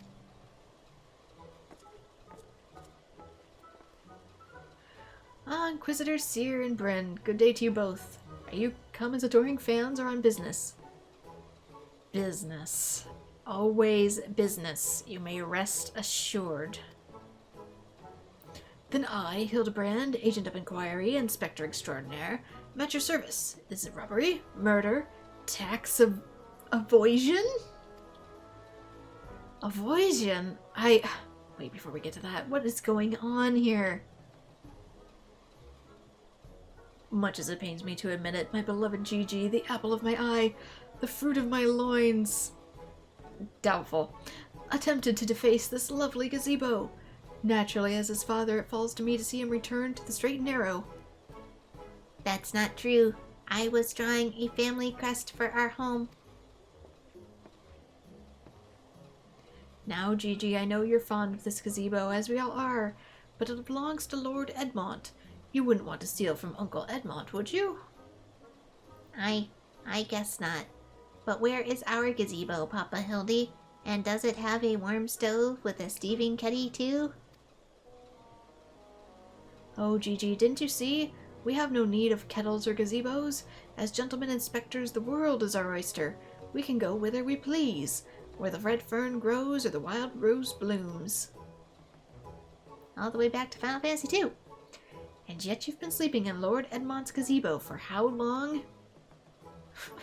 We've just been treating it as a tent. I don't care about wild roses. Final Fantasy II, I'm so sorry. I want to live in a gazebo with Papa Hildy and Mama Nashu. Gazebos are quite expensive and dangerous if not domesticated. Dangerous indeed, my boy. Besides, we are gentlemen inspectors free to travel the length and breadth of Eorzea in search of a case. Does that not sound more thrilling than whittling away the hours beneath the gazebo? I guess.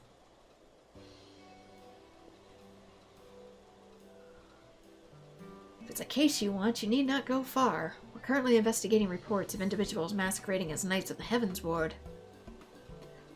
These contemptible charlatans are rumored to have tricked several helpless maidens into attending private parties for a small fee, with the promise of enjoying the company of these great sirs. Those who were foolish enough to attend found their experiences to be so traumatizing that they've refused to discuss them in detail. Needless to say, your assistance in this matter would be greatly appreciated, and for it you shall receive due compensation. Say no more, Inquisitor, say no more. I, Hildibrand, Agent of Inquiry, Inspector Extraordinaire, am well versed in ways of the fairer sex. Since when? Mummy, Mother dearest, I was under the impression you had departed for Ul'dah.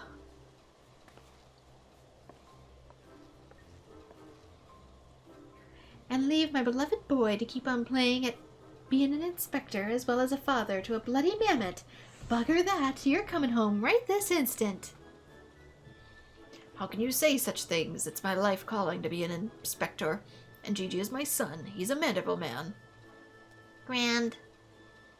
Grand as he is to see you, if you've come at the most inopportune time. The young women of Ishgard here are in need of a champion to defend them from fiends most foul. Come, Nashu, come, Gigi. We shall demonstrate to my mother our peerless investigative skills and bring these criminals to justice.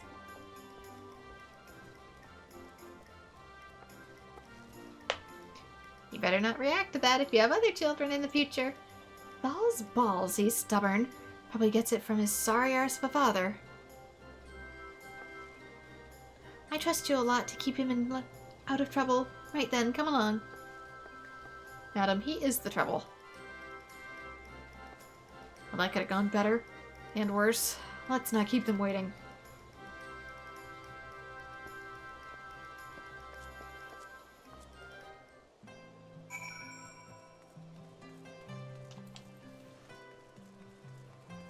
Okay, where to? Question the maidens of the last vigil.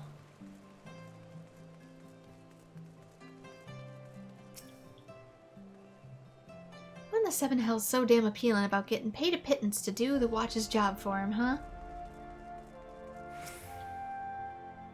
Who needs a gazebo? I do. There must be at least one fair maiden who can tell us something of value.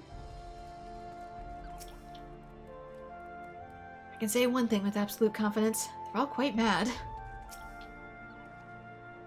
I demand satisfaction. Swift and terrible vengeance. How dare they prey upon a lady's emotions to line their pockets with gil?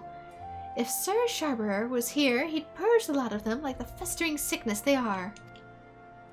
Yes, pity he too remains missing, so very much a pity. What I'd like to know is who will deal with all these criminals and heretics. We can't bloody well be expected to purge them ourselves now, can we? Criminal justice system?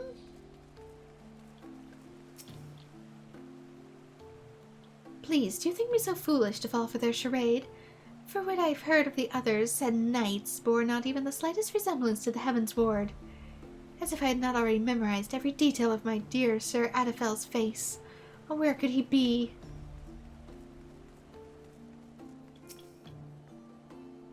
I'm truly outside her grace. My allowance all gone to waste on those, I dare not say it. Mayhap those awful rumors are true. Mayhap I needs just accept that he now walks in Halone's halls.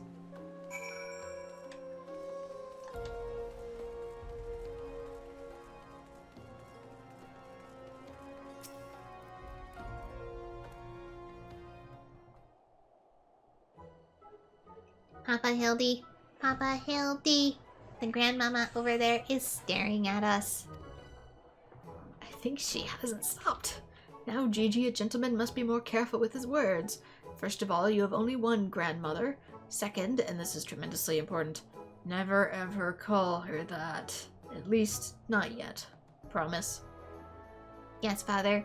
I promise not to call Grandma Julian Grandmama Julian. Greetings, my lady. Oh, aren't you a charmer? And I was thinking I might have to rip your bloody head off if you said the G word one more time.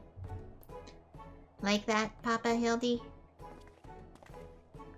Ah, my faithful assistants, have you gleaned any new information?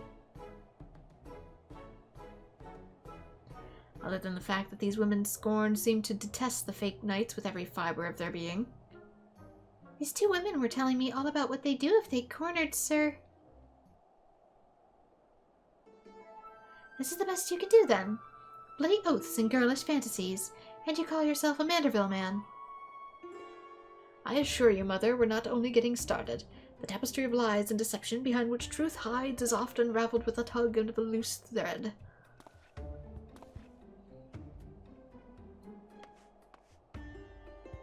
I say, young lady, I would beg a moment of your time. Somehow I doubt young lady was targeted by the charlatans we seek. I mean, never know, you could get a cougar in the group. Ah, 'tis true, I was once taken in by the false promises of those awful, awful men. Long have I yearned for a chance to meet Sir Velguin, Sir Velguin. So when they said I finally could, I didn't hesitate for a moment. But when they escorted me to the manor and undid the blindfold, and I looked on the hideous faces of those so-called Grand Sirs, I screamed and fled. They were gone when I returned to the watch, but their neighbors said they had overheard them speaking about seeking shelter in a place called Idleshire. I know not much, but I pray this information helps you in your search. My lady, I swear to you here and now, I, Hildibrand, agent of inquiry and spectre extraordinaire, shall not rest until these dastardly fiends are punished for their foul crimes.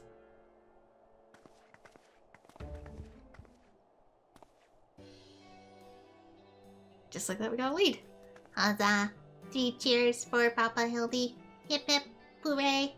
Hip hip, hooray! Hip hip hooray.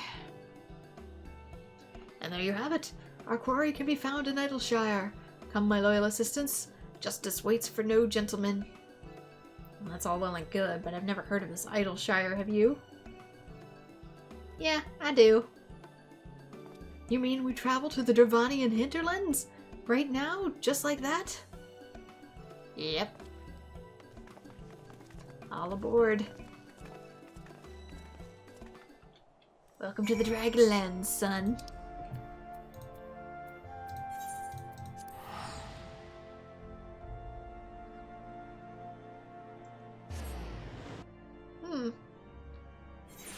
I wonder how my Moogle quests and stuff are coming along.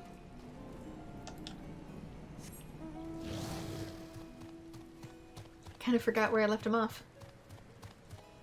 I can always check afterwards.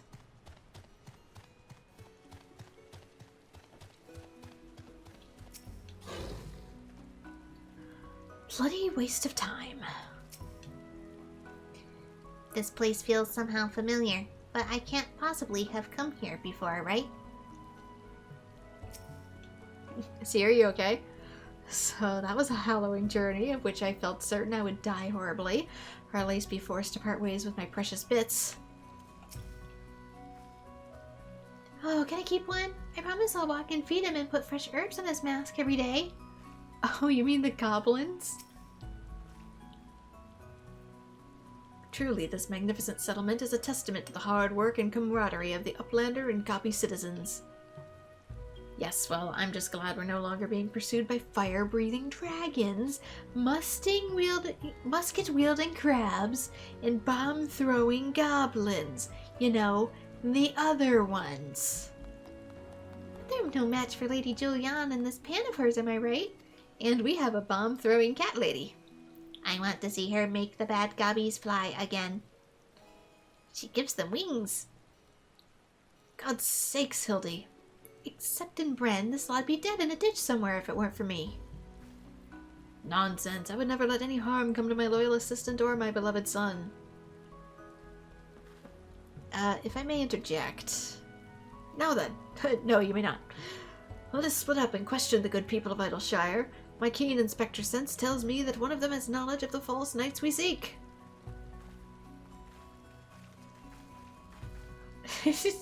Kick in the mud won't change it, Seer.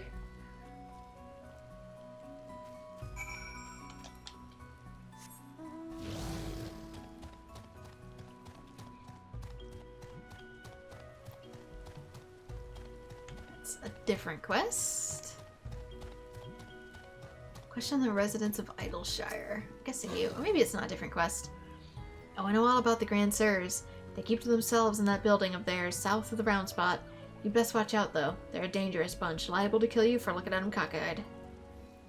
It's entirely possible that I've gone completely and utterly mad, but are you perchance the long-lost twin sister of an Ishgardian noblewoman? What? Look behind you! Three-headed Gubu! Why do I feel like I've not seen the last of that old woman? Could it be? I recognize that old lady's smell, he says.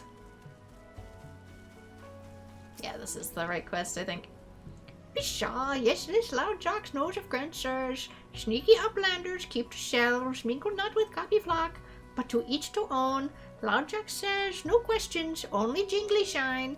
He says, pay me for info. I'm being extorted.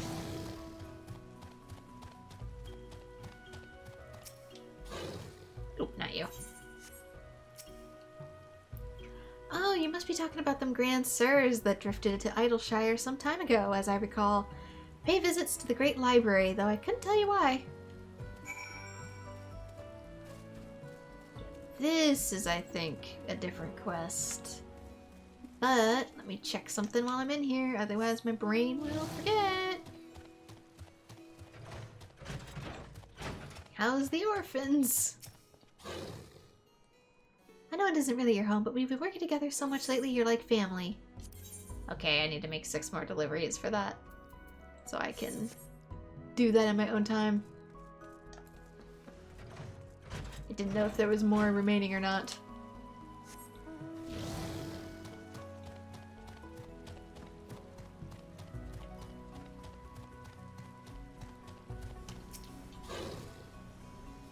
Hooray for everything.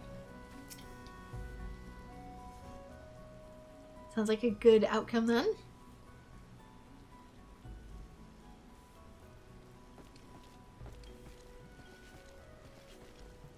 If only we had the testimony of a concerned citizen which we could confidently direct us to the villain's precise location. The Grand Sirs are holed up in a building to the south of the markets. Good show, Bren. Being our necessary plot thread, as usual. There, that is the one. Come, let us inform the others.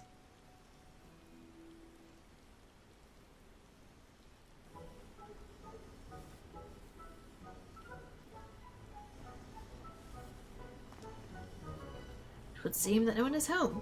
There's naught we can do but wait then. Papa Hildy, I just want to say that I really like this place. I think you and me and Mama Nashu could have lots of exciting adventures if we stay here. You may be right, Gigi. This community seems to have fostered an enlightened, free society, welcoming of honest souls willing to work and contribute to the greater whole. Did anyone happen to see a gazebo on the way in? We can always build one. For the society's greater whole. As I live in Shaka, Hildibrand and Helior Maximilian Manderville. Could it be that? I say, could that be Slowfix coin toss? Do you know the Scooby Inspector? I most certainly do. My master Slowfix was my very first employer. Pshaw, when traveling through Thanland long ago, Gobby Flock was waylaid by uplander bandits. With no jingly shine to pay brass blades, we had no way to backtake goods. Until we make busy deal with gentleman uplander, that is. With fastness he finds uplander bandits and bring them to Bangy Boom, and returns to goodly Gobby's missing goods in great justice. Henceforth Snowfix gains no appreciation for uplanders, but for chance encounter with gentleman uplander he never conceives of egalitarian utopia. Pshaw! One may even claim Hildy a founding father of Idleshire, with metaphorical tongue flaps, that is.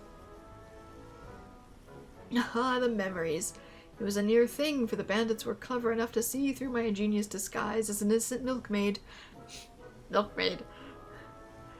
But in my haste to escape, I tripped over a barrel of fire sand, and as they say, boom gobby doom. You know, because of that, I kind of just imagine Hildibrand having the same voice as, what's his name? Captain Cork in Ratchet and Clank. Just with the dress up and the goofiness. No busy deals for the wicked. No busy deals indeed. But leaving a delightful anecdote aside, ye gods, Master Slowfix, just look at what you and your flock have made of these ruins is making me big eyes. Pshaw, Gobby Flock has come a long way since wandering days, but we have not forgotten gentleman uplander's kindness. Slowfix is here to offer hand lending. Well, far it be from me to refuse.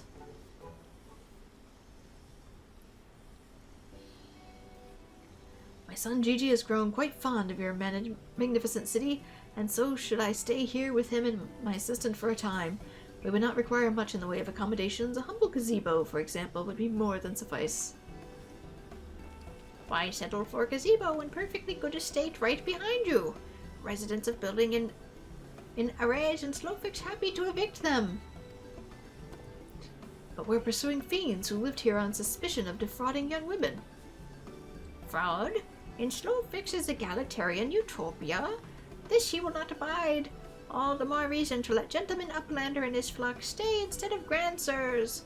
No need for jingly shine either. Man, this place does have it all. Free education, free rent. Huzzah! Huzzah! A giant gazebo to call our own.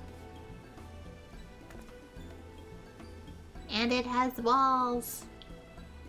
I do not know what to say. Thank you, Master Slowfix. Thank you. No need for teary-eyed tongue flaps. Gummy Flock is possessed of moral obligation to repay Gentleman Uplander for past generosity. Enjoy new gazebo, and good luck for hunt with Grand Sirs.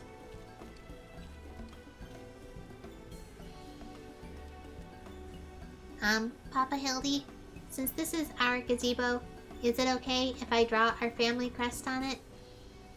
I can think of no better way to celebrate this joyous occasion, and perhaps draw the ire of our new former tenants. Come, let us go and purchase some paints together. This gazebo shall be your canvas. Now he's gotten himself a son gazebo. Bloody hells, if he really thinks I'm gonna let him keep on playing at being a father. Technically got a whole mansion.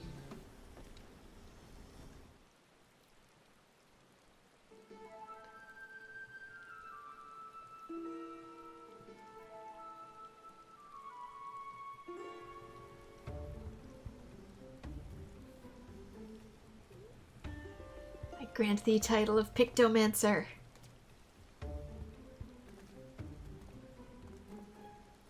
Doing this in the rain might not be the smartest idea, but you know. We just keep waiting for them to appear. The machine, it's doing art. It does have soul. It also has Papa Hildy and Nashu.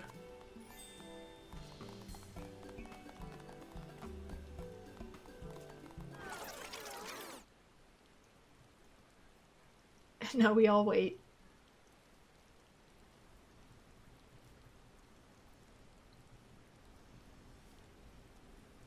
I mean, maybe they haven't come back for some time.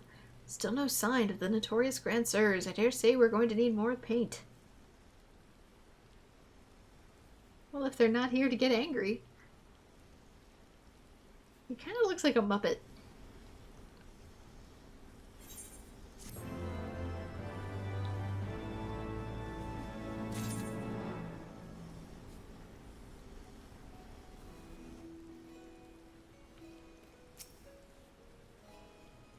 How do you like my family crest? Oh, maybe I should have also painted Grandpapa Godbert and my lady, Julian. Gigi's so talented, just like her grandpapa. That old woman must have followed us here from Ishgard. She's involved in this. That much is clear, but the question is how. Careful saying that right next to her. Even suppose... Oh, wait, he means the other old lady. Even supposing we're to turn a blind eye to his shenanigans, there's no place to raise a child. I see no reason why not. Don't trust anyone over 60.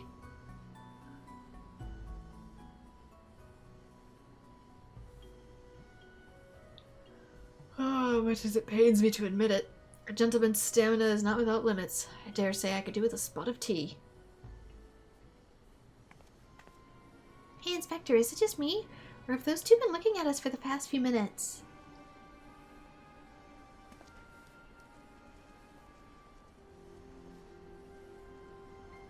It's quite normal behavior for my adoring fans, I should think. When finally presented with an opportunity to meet their idol in the flesh, all too many succumb to their fear and flee. Or maybe, just maybe, they're the Grand Bloody Sirs? Come on, they're getting away.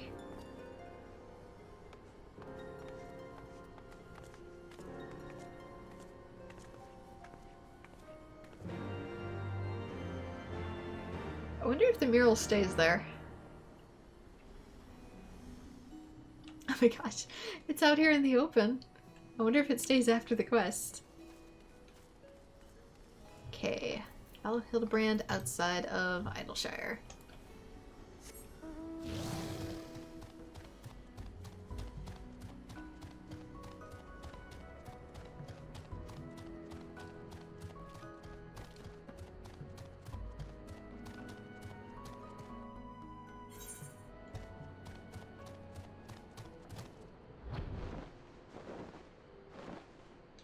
Assuming it's this quest.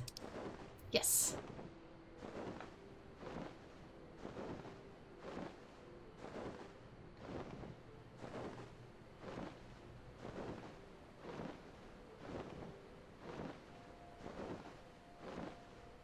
Where have you gone, family?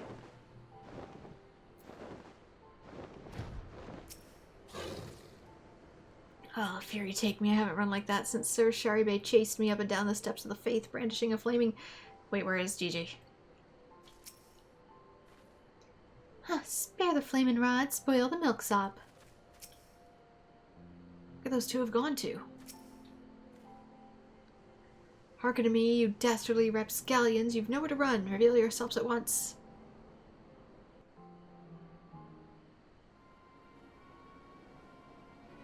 How did we get outpaced by old people? I shall not ask you again. Come forth, grand sirs. Name yourselves and answer for your misdeeds.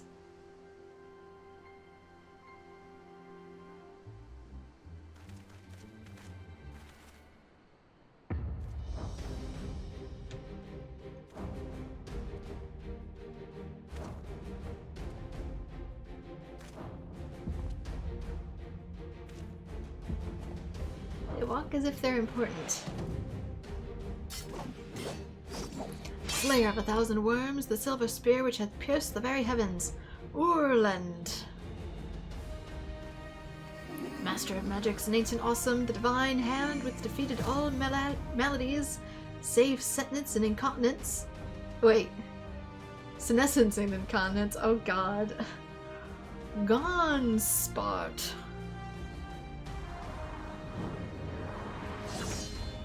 Grand sirs, Excelsior. I don't know whether to laugh or cry. Mayhap both.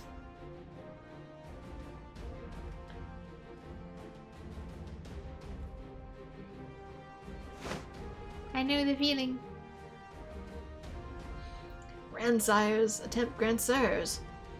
You stand accused of willfully and unlawfully convincing young maidens of Ishgard to attend private parties under false pretenses, thereby inflicting upon them terrible financial and emotional distress. I, Hildibrand, Agent of Inquiry, Inspector Extraordinaire, am come on behalf of those poor defenseless innocents, and to see, too, that no others are made to suffer as they did. Now lay down your arms and surrender yourselves under my custody. Ha! The audacity of this boy. You should feel ashamed of your words and deeds.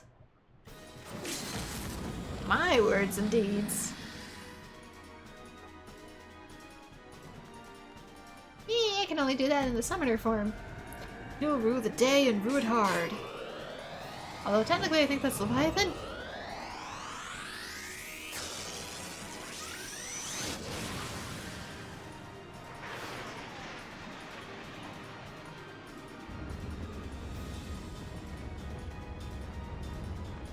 Gods, how I've missed this.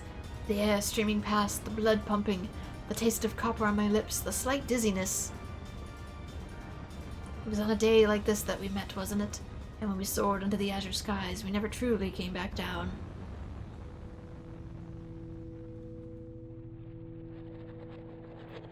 Yeah, if you're tasting copper on your lips, that means you're bleeding.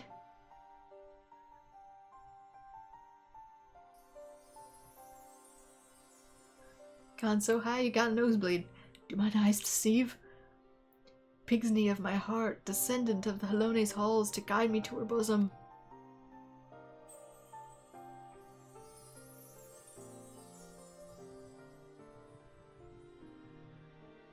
My beloved, my everything, long have I waited for this moment. Take me in your arms once more and lift me higher, higher, higher!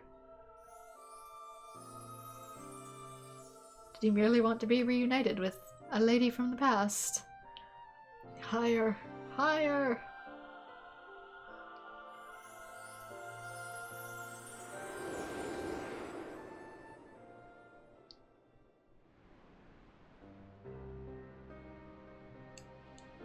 Did he actually die jumping that high? I mean, I guess he had to come back down and he has brittle bones. Orland!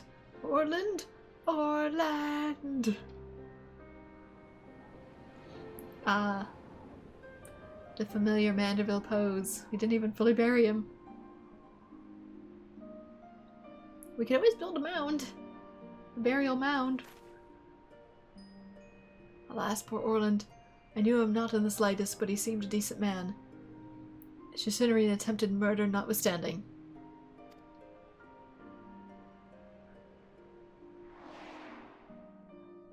You'll rue this day and rue it hard. Yeah, because he had a lot of power there. He just, probably couldn't handle the fall.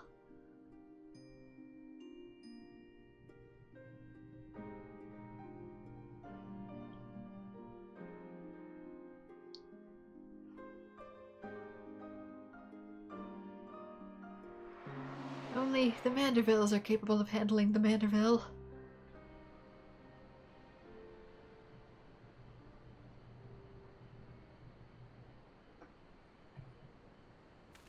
Wait, I've seen this before, all too recently.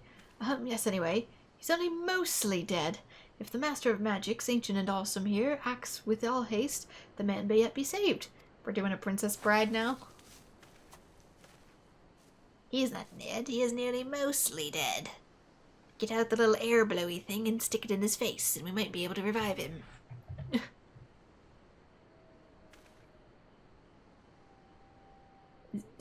That's you, sir. Hello? Gramps?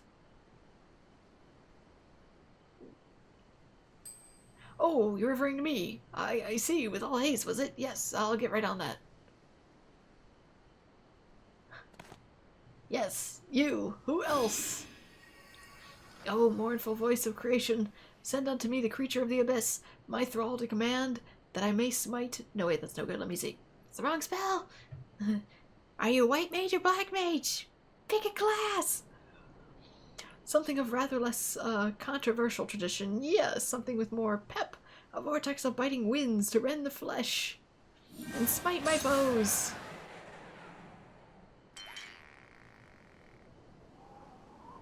Again. Wrong spell. Foes? I thought you were friends.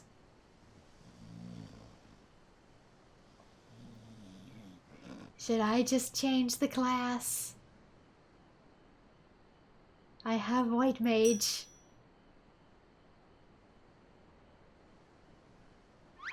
I'll fancy that, somehow. By the grace of the Mandervilles. Saint Renat, bugger me with a bleeding gable. My back! My back! Oh, it would seem I've underestimated you lot. That makes two of us. Enough, leave them be, or do you not care what becomes of the mammoth? No, he's in a cage. Let our baby boy go. Gigi, but when? How?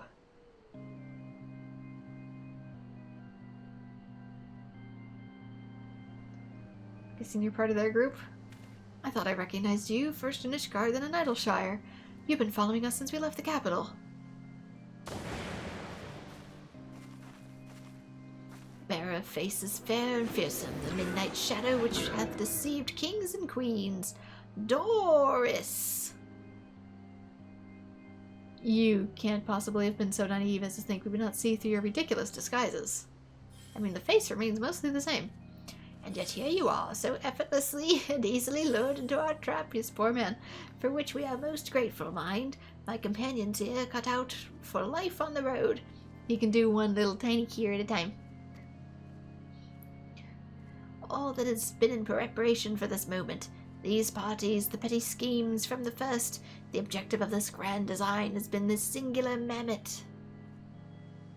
I swear to you, if you harm Gigi in any way, We have no desire to hurt the boy, but we require his help to reclaim that which is rightfully ours, our youth.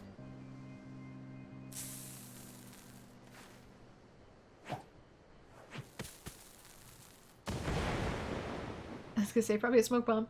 Confounded, I can't see.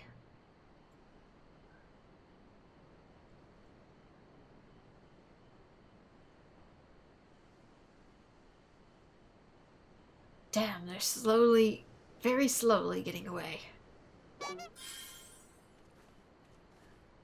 I mean, why stand here? Papa, Hildy. Gigi! Stay strong, my son. I swear I shall find you. Just go now. What? Why am I standing with it? I go along with this a bit too well, I think. Fine job you did protecting that mammoth of his hay. Remind me again why we didn't just, you know... Trust me, man, I don't know either. Do you think they've headed for the old mill? If not, can we go anyway? I haven't had cider in ages. Now's not the time. 12 strike me down for a fool. So desperate was I to seize grand sirs that I failed to discern their true intent before it was too late. And now poor Gigi is in their clutches. What if I never see my beloved son again? I suppose you have to be prepared for the worst. They could be halfway to Razahman by now. I very much doubt that, given that they were moving at an adamantoise's pace. The little milksop's right. Let's just get after the old buggers. That's what my mentor used to call me, among other things. Oh, the memories. After them. I'm surprised they even got that far. Halfway across this map.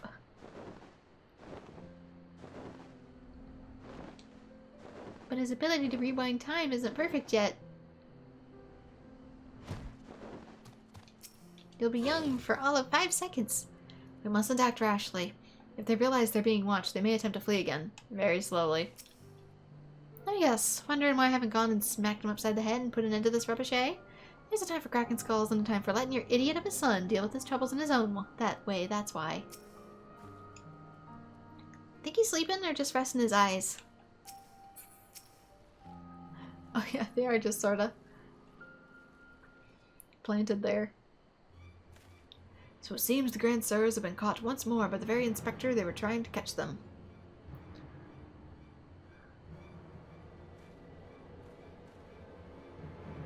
How ironic. How premature. We have them, yes, but they still have Gigi. Damn it, if only some manner of opportunity would present itself. As if we need one. Ask and you shall receive. We can ambush that wizened dragoon, take him hostage, and demand an exchange.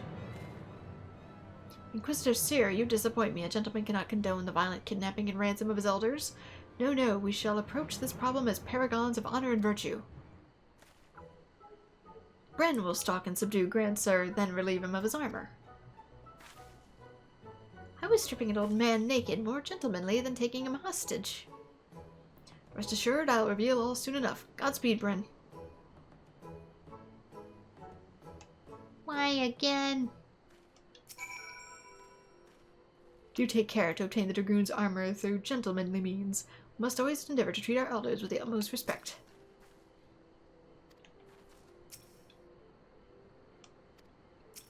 Oh yes, not even bother to discuss the moral and ethical implications, much less the legal ones. If you say so.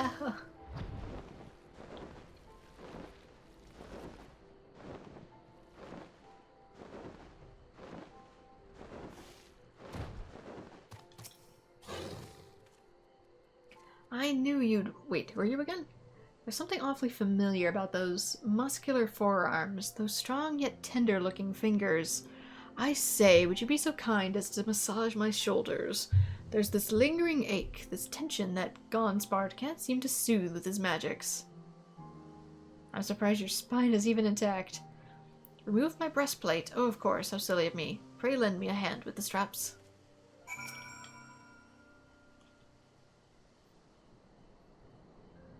Truly, you are a saint.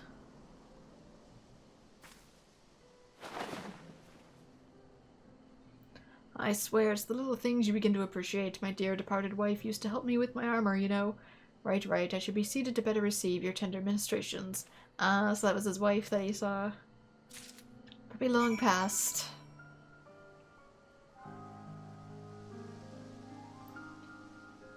Am I known through Manderville for my massages at this point?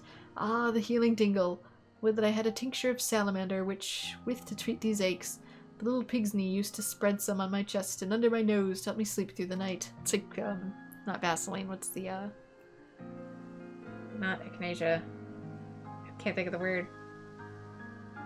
Fix vapor rub, there we go. Come, do not be shy. Work those soothing fingers to each and every knot.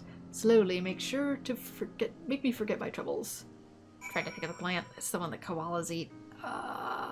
Eucalyptus.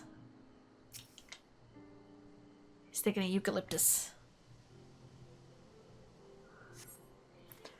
Harder, higher. Close your eyes and dream. Snore. The old dragoon's soft snoring suddenly stops, and you begin to fear you may have borne witness to his final moments. Leaning closer, you extend a hesitant figure, only to stop short when a sudden spasm signals the resumption of his labored breathing.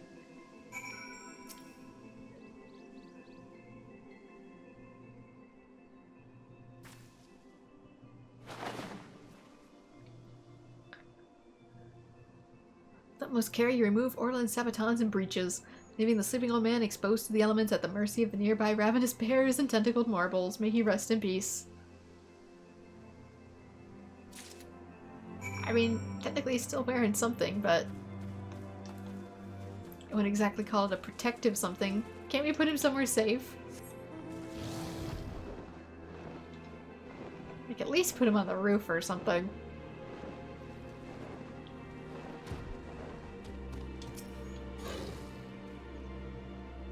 Ah, my stalwart assistant. By your return, I gather you've taken care of the dragoon.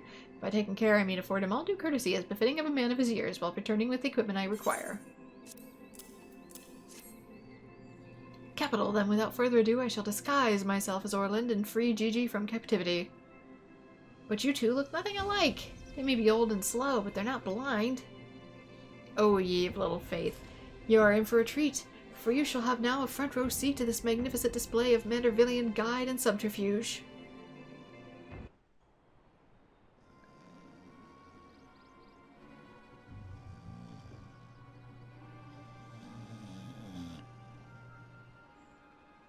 Is it time for dinner yet? We just ate, you daft bugger. And where the hell's his Orland? I know he's got to take a piss every hour, but damn it, he can at least be quick about it.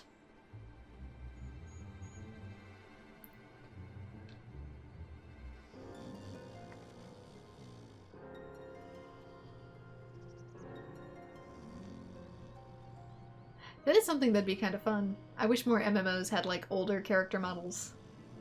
So if you wanted to play as old, you could.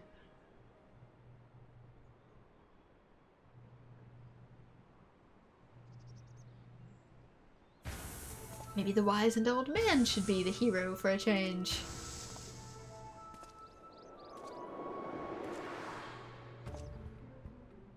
I mean, it looks good, doesn't it?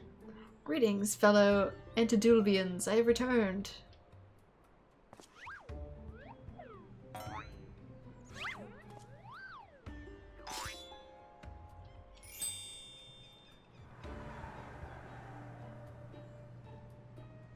Oh, bollocks. You can't resist showing off that Colgate smile.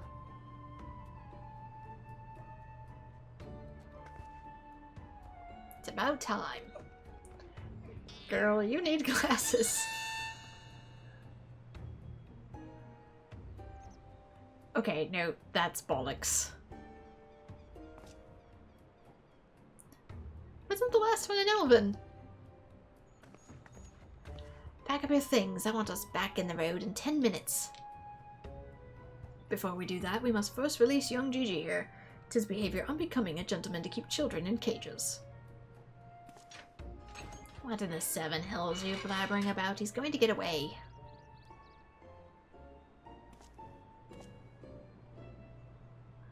No, he will not. See, still here with my care.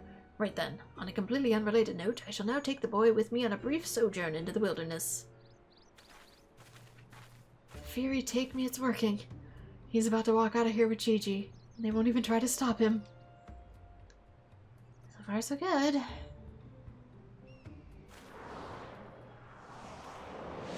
Except the original's coming back. Was he an elf? No, he wasn't an elf. Oh, it's cold and the Morbles are after me. And maybe you guys do something to stop him.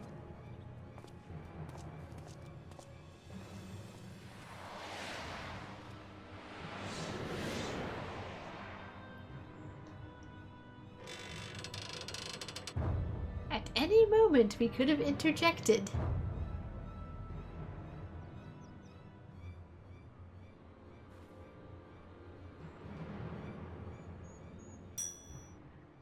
I'm me, but you're also me, but that can't be unless...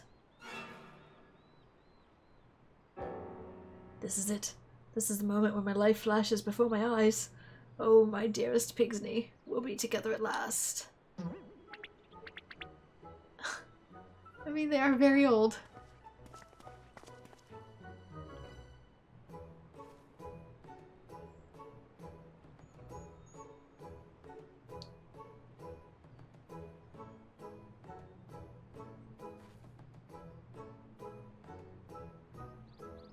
Which is it gonna be? How's... Oof! Facial recognition don't work beyond the cataracts tonight, I see. Imposter, how dare you attempt to trick me with a ruse so hackneyed it would make a minstrel blush? Ye gods, I never realized dying would hurt so much.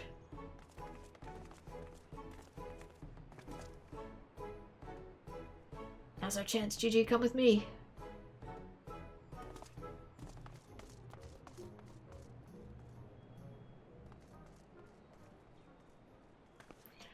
Vivi, wait! Wait, his name is Vivi?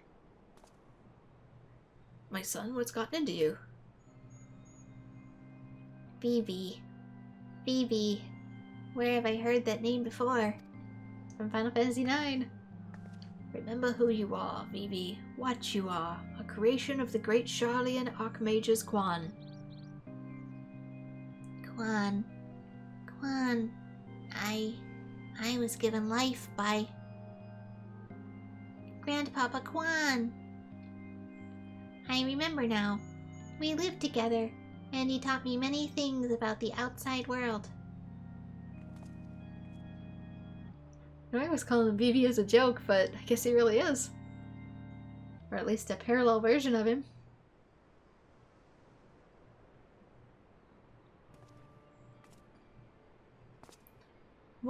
What exactly do you remember, my son? Everything. Yes, everything. I remember that Grandpapa Quan created me, that he took care of me, raised me, and that we were very happy. But then he abandoned me. Grandpapa Quan abandoned me. He believed you were flawed, Vivi, that you lacked the power to turn back the hands of time and make him young again, and so in his ignorance he cast you out and died all alone. Turn back the hands of time. Then what we witnessed in the Crozier was the Duke's priceless vase. That power could be brought to bear on people? Although the vase stayed, I think. But wait, how do you know all of this? You couldn't have possibly been associates with the Archmages Quan. We found his journals during one of our many trips into the Great Library. Scavenging for valuable relics is one of the few ways we have left to make a living. We were famed heroes of the war in our prime, with fortunes to match, but no soldier has the strength to triumph over time, and before we knew it, the hour of the sheath was upon us. Ishgard no longer had need of our services. So we came here to eke out a living, to keep doing what we do best, until our bodies wouldn't let us. Imagine our surprise when we stumbled upon the opportunity of a lifetime, a second lifetime as it were. A mammoth with the power to take that which was broken and restore it to its prime state, to turn back time with its temporal magics and give us back our misspent youth. Fury take me, as this is also... I don't even know if there's a precedent to determine whether or not this constitutes heresy.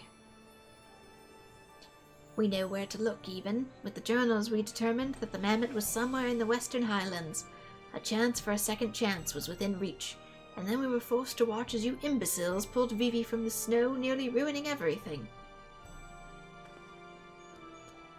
Vivi, listen to me. Come with us and we can help you unlock your true potential. Just think what you could accomplish were you to master your magics. Not only could you make us young again, but you may even have the power to restore life to Archmagus Quan. Vivi. Vivi. Impossible. No magic can truly return the dead to us. I mean, if they're zombified. At best, you can animate a corpse, and I need not review the precepts to declare that the products of necromancy are abominations in the eyes of the Fury. But we did technically reanimate a corpse and turn it back into human. It's standing right next to you. Gigi, wait. What of our adventures? What of our gazebo? You're a Manderville mammoth. You have always been so kind to me, Papa Hildy, and I'll forever be grateful for that. But Grandpapa Quan made me. He made me, and I miss him. So even if it fails, I have to try.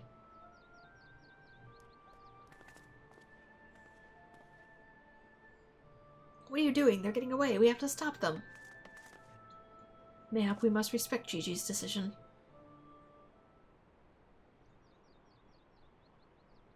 And the other crimes? So that's the end of the chapter, huh? You giving up and coming back home? I too made a decision long ago to become a traveling inspector, and I've ever stood by it. Mayhap it is from a singular stubbornness of mine that Gigi took inspiration. Nay, I cannot abide it. He is my flesh and blood, my son. I dare not let him use his temporal magics to pervert the natural order. If he even can. Aye, it falls to me as father to ensure that Gigi keeps the righteous path and only utilizes traditional methods of zombification to raise the dead.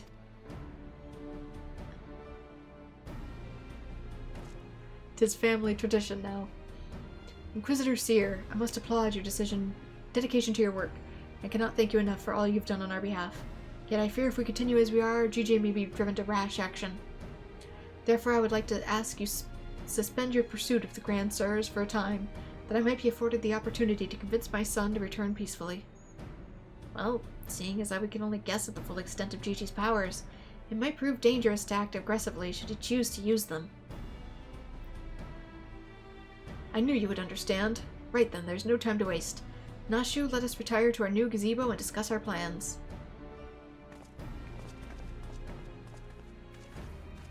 I suppose it'd be a shame if you'd given up that easily. That means I'll have to stick around a little even longer. On the other hand, if that bloody mammoth's really got the powers to make him young again... You're already young, ma'am. Although maybe it's like me, just because you look young doesn't mean you don't have other health issues. If I could turn back the clock, I would. I said I'd suspend my pursuit, and I will, but that doesn't mean I won't continue my investigation into the Mammon and its powers, in Ishgard.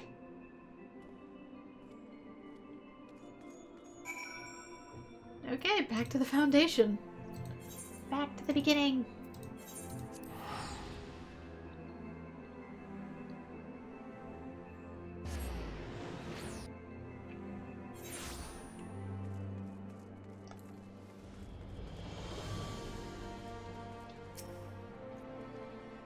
I see you're fit to return to the capital as well.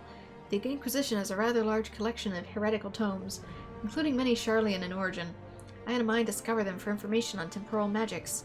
It is, of course, all for the sake of confirming that mammoth's heretical origins. Yes, only that. Someone's getting a little curious. Why are you looking at me like that, as if to imply that my interest in those matters is more than a professional one? I'm sure I don't know what you're not talking about. Thank you, Bren. That will be all.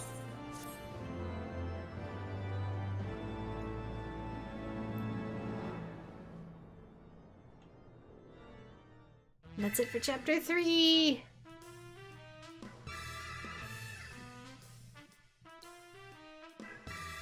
As the silliness continues.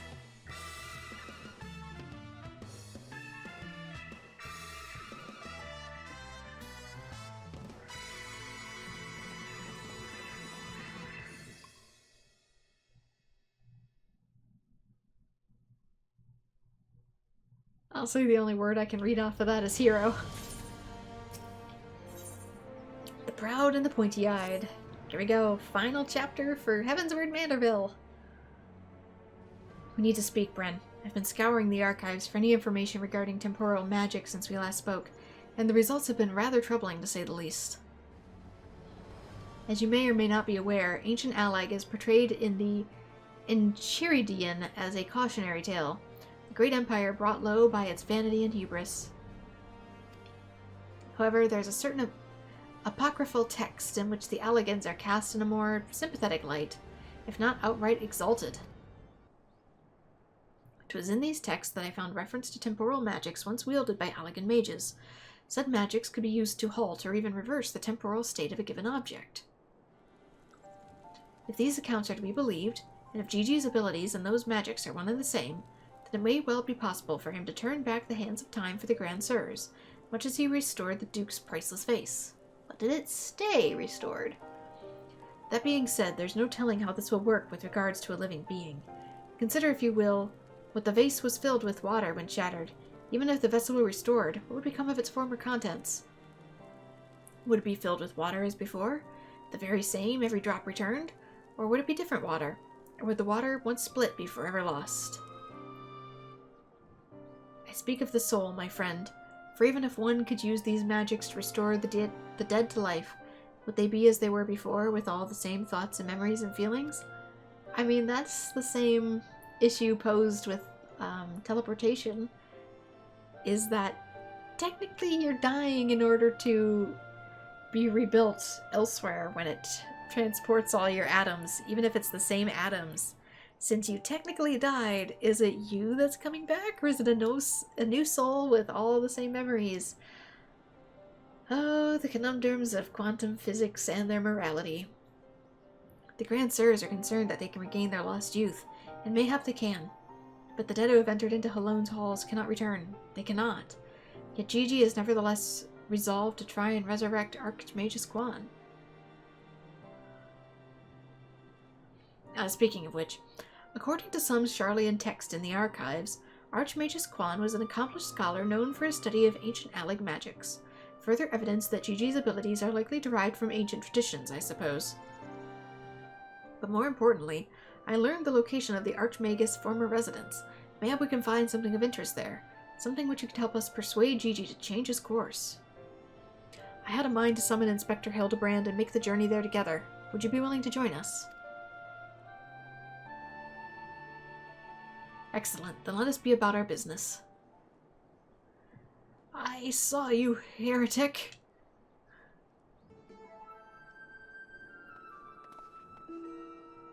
I beg your pardon? Are you accusing me of being a heretic?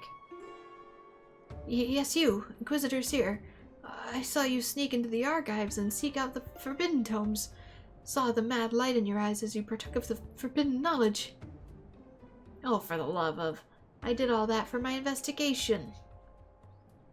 Ah, you admit your crimes.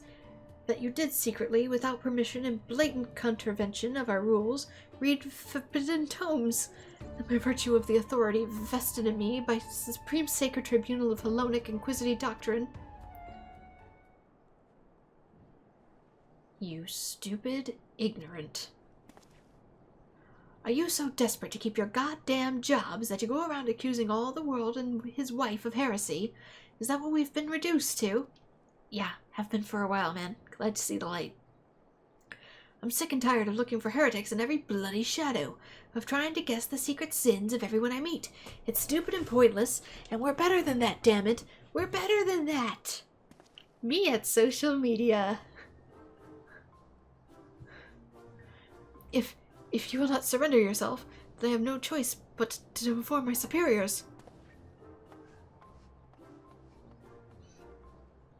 I can't believe you read a book I dislike. Ah yes, my greatest of sins. Reading. Licensed fiction. Well, that came tumbling out, didn't it? I suppose there's no point in trying to convince myself that I have no personal investment in this matter, or that I shall still have a professional one. You may be fired, but you are free. Somewhere along the way I stopped looking for the guilty and started looking for For the truth, perhaps. And a way to help those in need. If only more would. Ah, but that's no place for people like that in the Inquisition, is there? It's only a matter of time before that stuttering fool comes back with an armed guard. Let us depart for Idleshire at once. We need to find the inspector. I'd ask to see if he has an opening, but I don't think he pays.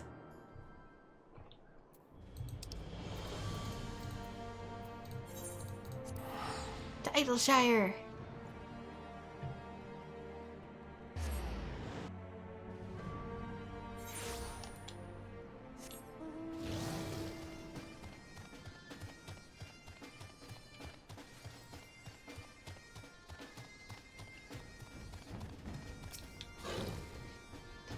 God damn it, Hildy.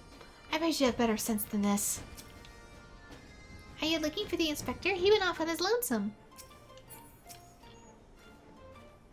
It would seem we arrived too late. Inspector Hildibrand has already gone off on his own to confront the Grand Sirs. They came back briefly to trade Jingley Shine for supplies and whatnot, you see. And the Goopy's ear caught him trading tongue flaps about killing dragons in the Forelands.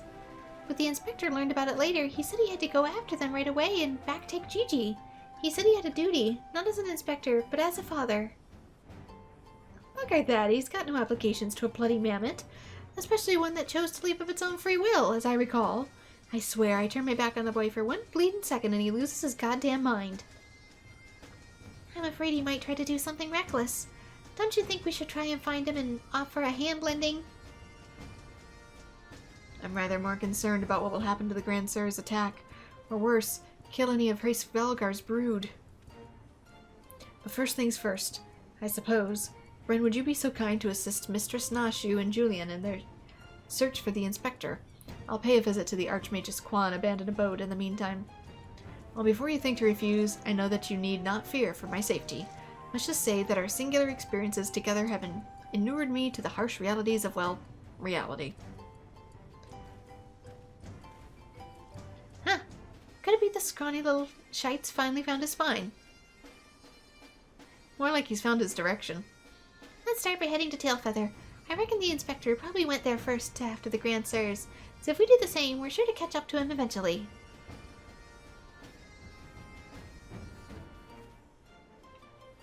And away we go. Speak with Nashu outside Tailfeather. That's a ways away.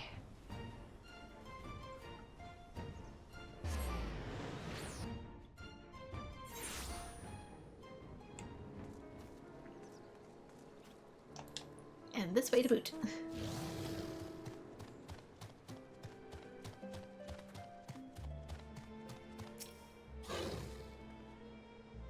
Hildy practically grew up on the saddle. Give him firm thighs and buttocks, it did.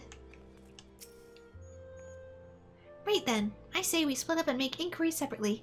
If you learned anything about the inspector or the Grand Sirs or Gigi, come and tell me.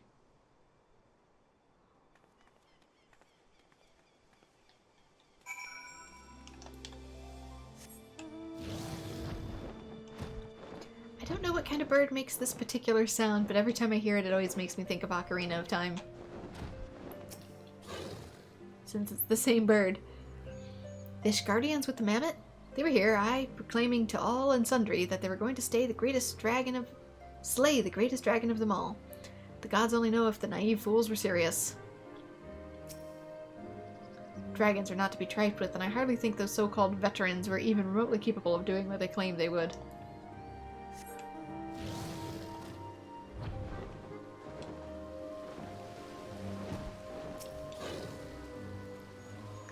Oh, those daft sods.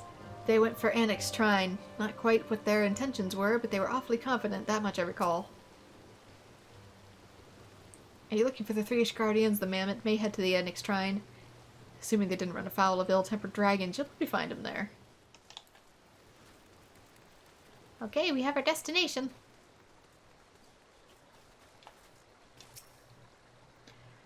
Three dragon slayers and a mammoth, eh? I'd call you a mummer if I hadn't seen them come through earlier, gloating about how they were gonna kill the biggest one yet.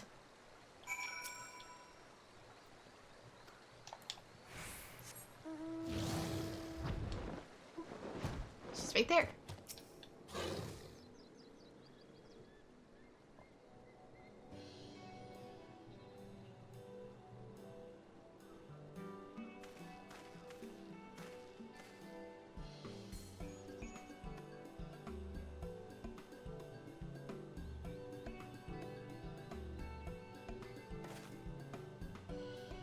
They're going to the shrine. We gotta protect the dragons. Oh, I see. The Grandsires were heading for Enix Shrine.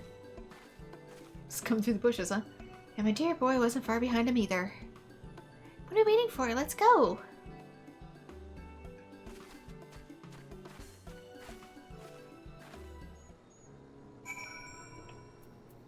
Assuming... Well, they got mostly there. Probably got stopped by the smaller fries.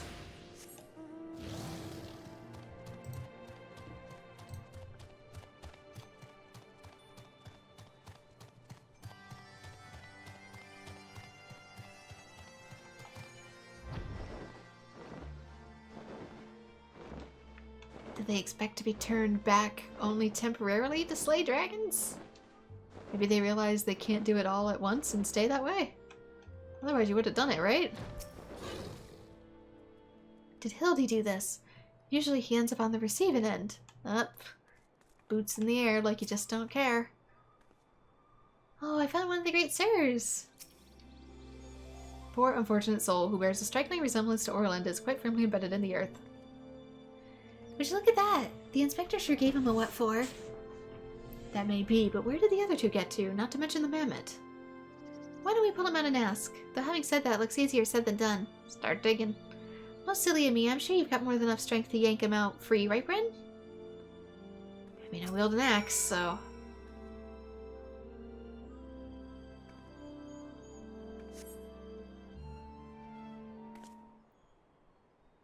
I figured it was gonna be him. He never took the armor off. What's the other guy wearing? Still in his small clothes, attempting to fight dragons. Well, I'll be. He's wearing some sort of magic mask that makes him look just like the inspector. Just like that man of 1,000 faces back in Olda. No, that's Hildibrand, all right. There ain't no fool in a mother's eyes. I say, what trouble has my beloved son gotten himself into this time? And he's back. Well, hello there, Lord Godbert, Inspector Seer. How did you end up traveling together? Blind fortune, you might say. I was too far from Tailfeather when night began to fall, but fortunately, Lord Godbert chanced to find me wandering the wilderness. Lord Edmont told me all about the recent trouble with the Grand Sirs, as well as Hildy's investigation, and a father cannot help but take an interest in his son's affairs, can he? As for me, I was eager to share with you my latest findings, namely Archmagus Quan's research notes. Ugh, I haven't slept like that since I was buried in the lynch yard.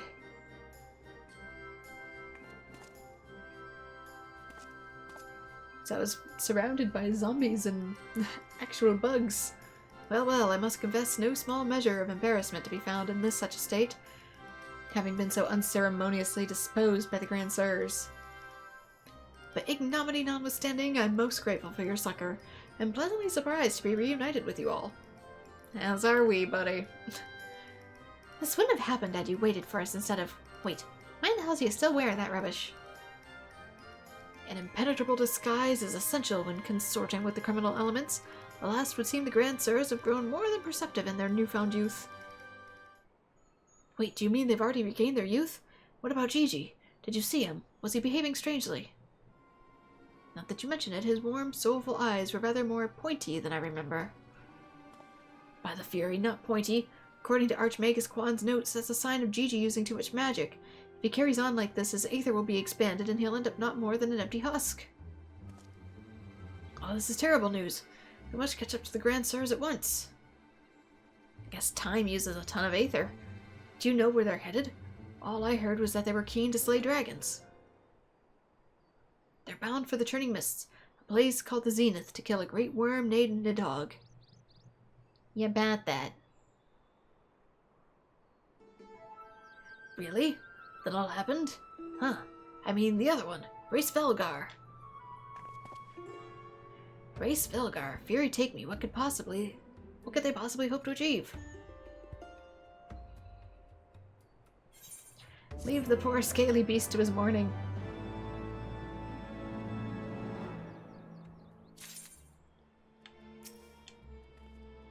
At least you found the inspector, right? After finally achieving peace after thousands of years of war, they want to kill Race Velgar? That doesn't make any sense. Well, they are old. They might not remember that. Watching Hildy grow as a father reminds me of my own trials and tribulations. He looks well enough, but I wonder. If I could turn back time. Last part. Oh, do we get a wind-up Gigi? Also known as Vivi, but his secret is safe with you. I, Hildibrand, agent of Inquiry, Inspector Extraordinaire, do hereby ask you all to aid me in rescuing my son and putting a stop to the Grand Sir's machinations. You know, there's really no need for all that. We came because we wanted to help. I, Nashu, faithful assistant, maker of explosives extraordinaire. Oh, so you make them. Present to you a fresh change of clothing. Again! Capital. I knew I could count on you, Nashu. I shall change en route. Come, my friends, to the Zenith, and to Gigi.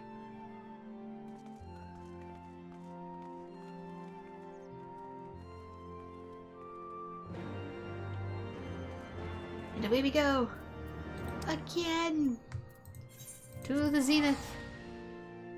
To the Moogles and Dragons.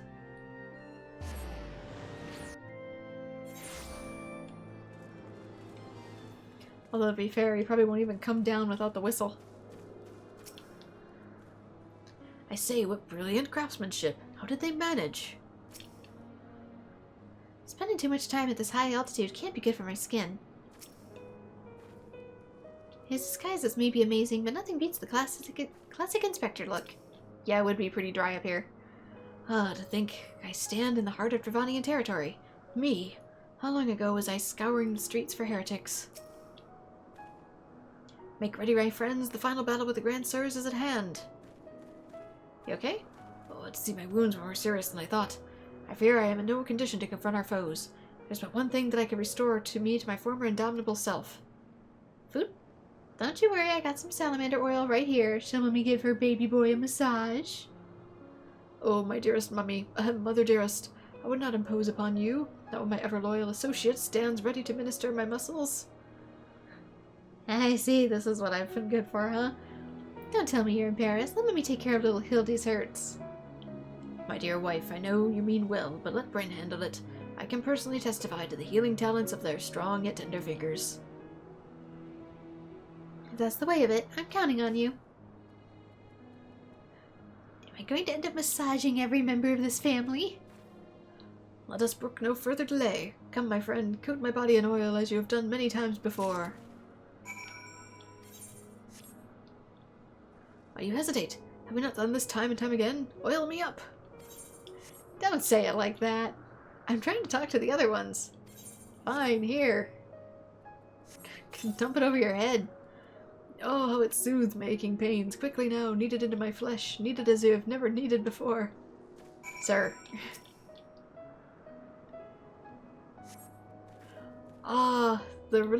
Such furious kneading. I applaud your enthusiasm, but mayhap I urged you excessive force. Nay, you were in the right. Already a gentle warmth begins to spread through my body. The fires of righteousness burn anew in my breast. Hold, my son, though your passion is renewed, you may yet be spurred to greater feats, the Mandervillian strength. Derived from the purest essence of salamanders, the ancient legacy of House Mandervilles. Salamanderville! To you, my beloved son, now become a proud father and bequeath the most sacred of oils. Salamanderville? Could it be the legends were true? Your muscles will shine with the brilliance of 1,000 suns. No mortal man will have the power to do you harm. Verily it is so. By the grace did I once weather the slings and arrows of a bandit horde and bring my hammer of justice to bear upon their wicked heads. The time has come, Bren. Take this oil and help Hildy become the mannerful man he was meant to be. So an even stronger tonic. Do I want to know where you got it? I'm ready for my final oiling.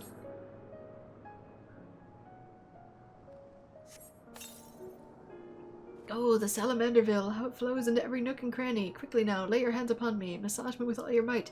Maybe that's how they stayed young. Exercise and lots of Salamanderville oil. Yes, that's the spirit. I can feel it building and rising. Rising! Rising. Sir, you okay? He seems a little stuck. Such passion, such fervor.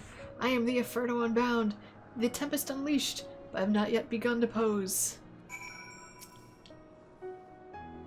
Once more with feeling. I'm gonna lose feeling. Should I be touching this stuff? I am Manderville Man! Ah, that's Manderville is, my word. I've never felt so alive, such vibrant colors, such intense sounds, such fragrant smells. What is in that? Mother, father, Bren, 'twas your oils and strong yet tender fingers which opened my eyes in glory of creation. I'm a gentleman inspector reborn. Onward to the zenith. No matter the laws of nature thy prevent of the limits they break, the grand sirs cannot stop me. I am at maximum moisturization.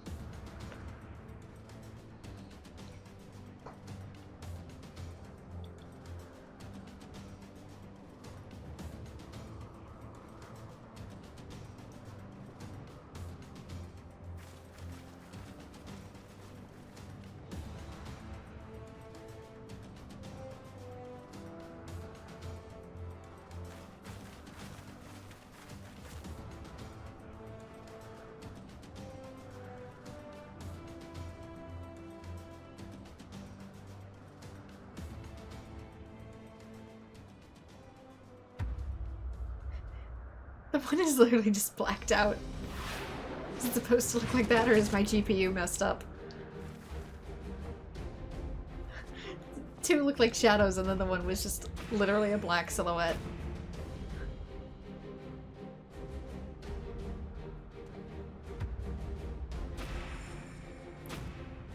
Well, they've temporarily regained their youth.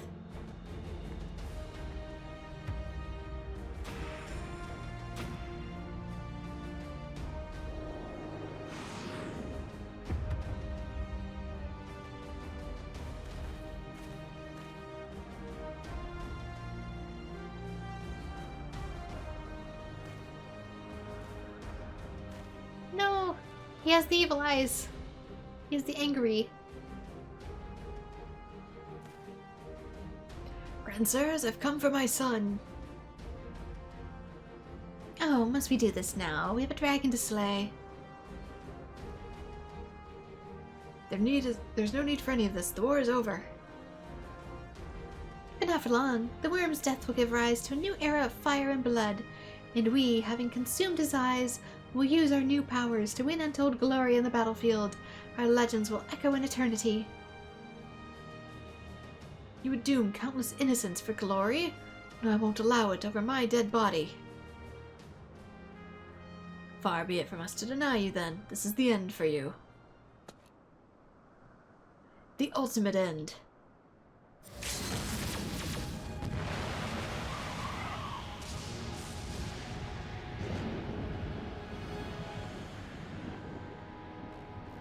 Maybe the warriors from back then were made from tougher stuff.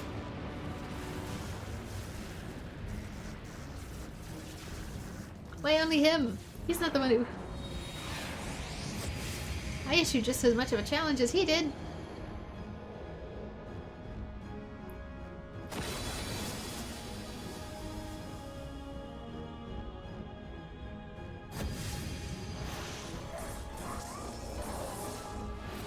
Hope that oil really holds up. Is it as strong as a gift from the Mother Crystal herself? Is that what you forged it with?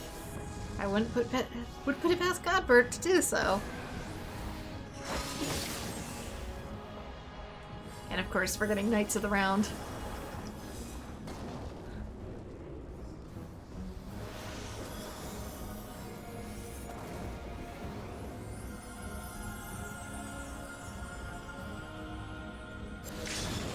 With side dosing of Dead Wife.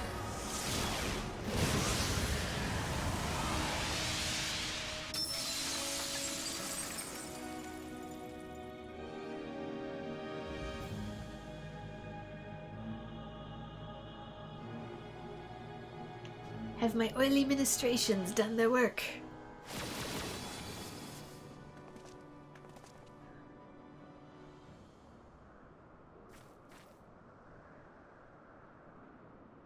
Well, the outfit didn't last, but I didn't oil the outfit now, did I?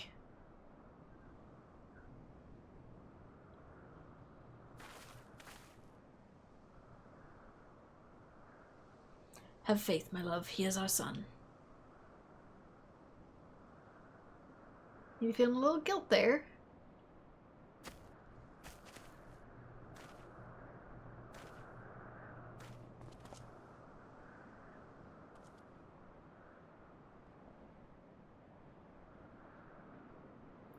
Gigi, my beautiful boy, pray do not look on me with such pointy eyes. Let Papa Hildy take you home to our gazebo. Stop calling me that. My name is Vivi. Vivi. I remember everything. My powers, my purpose, my grandpapa Kwan. I made them young again, but it is not enough. I need more. More. I need them.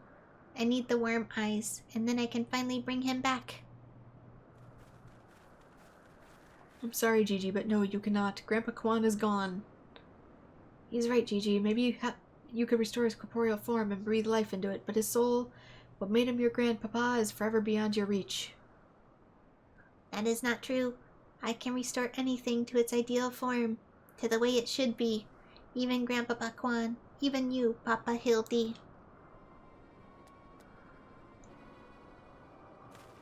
Please, Gigi, you have to stop. If you keep using your power, you'll die.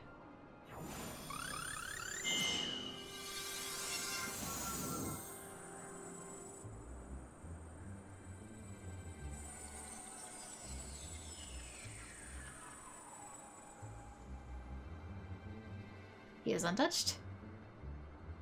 Or I've reverted him so far back, it's just the many times he's been in that form. With those same bruises and that same outfit. I don't understand. Your clothes are still dirty and tattered. They often usually are.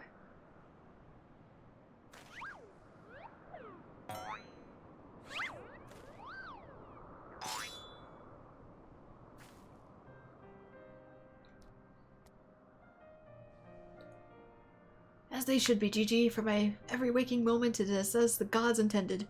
Every day I live life to the fullest. Every day I enjoy grand adventures. I found your grandpapa's research notes. What he gave you wasn't the power to make things the way they were. He gave you the power to change the world, to make things the way you yourself believe they should be. That's why your magics have no effect on the Inspector, because you know in your heart that this battered and bruised form of his is, in its own way, right. That's actually even more powerful. My thoughts exactly, Inquisitor Seer, and it's for the self-same reason that you were unable to make Grandmaster Kwan younger. In your heart, you knew there was naught that needed to be changed. Your beloved Grandpapa was exactly as he should be. Your every day was to be treasured and worthy of celebration. Then what about the Grand Sirs? Why was I able to make them young again?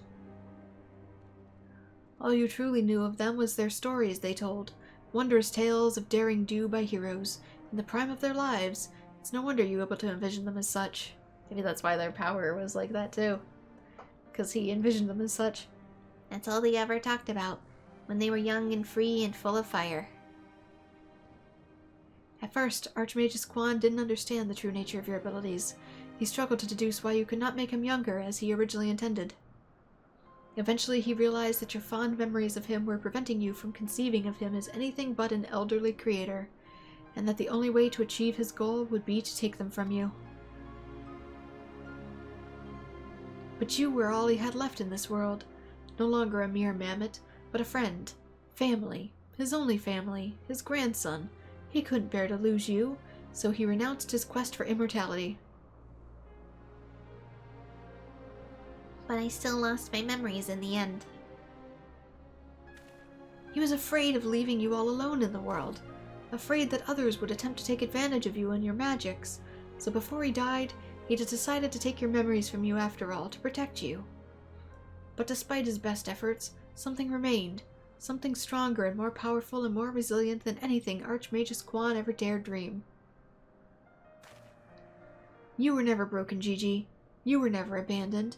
All he wanted was to set you free. Free? Free? To do what? Whatever you like, Gigi. Don't you see? That was his final gift to you. A new life, a new story all your own.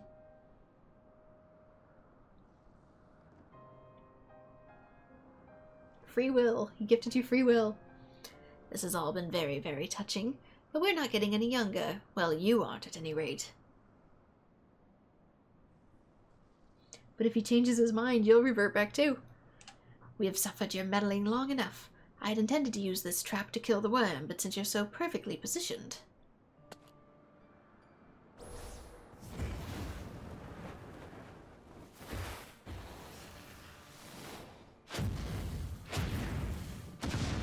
Gunpowder everywhere!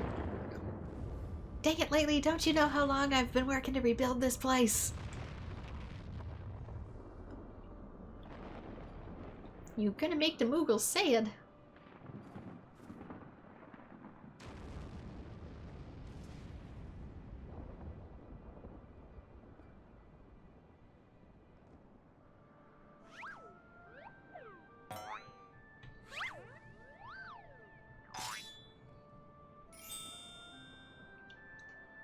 But does that mean he's restored some of his magics?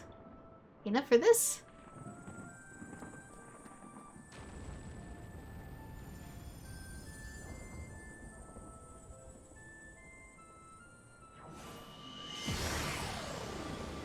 Dang, I'd say so.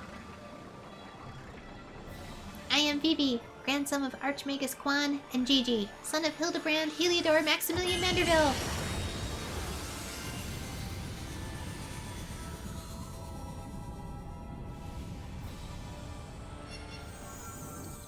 And I didn't get to read the rest.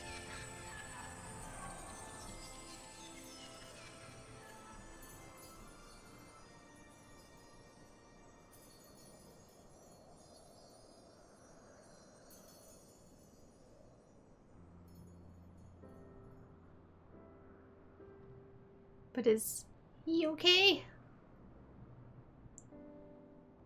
Or did he use the last of his magics?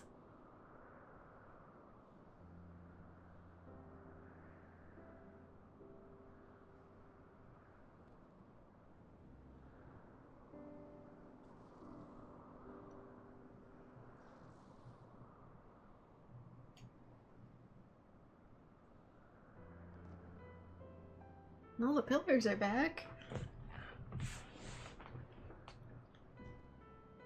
We are gonna get back to town. That vase is gonna be broken, is it?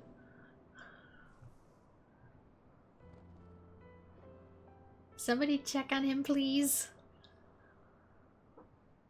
Let me get up and do it.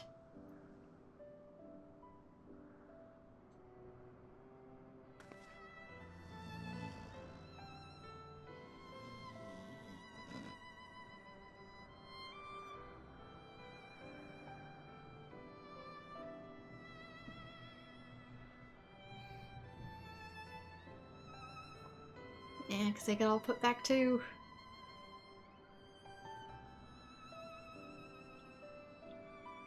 What about your clothes? I guess he sees you as perpetually almost naked. And you as angry.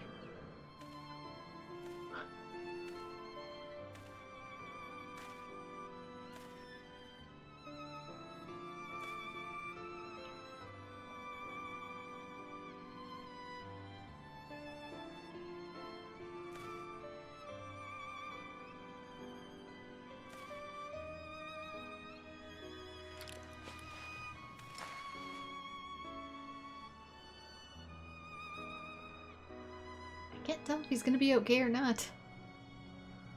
We can try and find a way to restore him.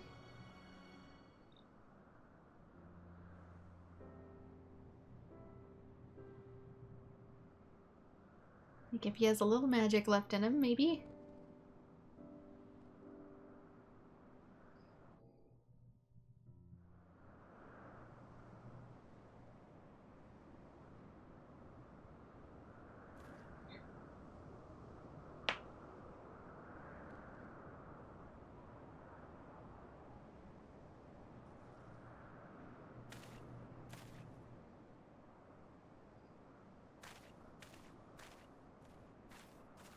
Or did you bury him?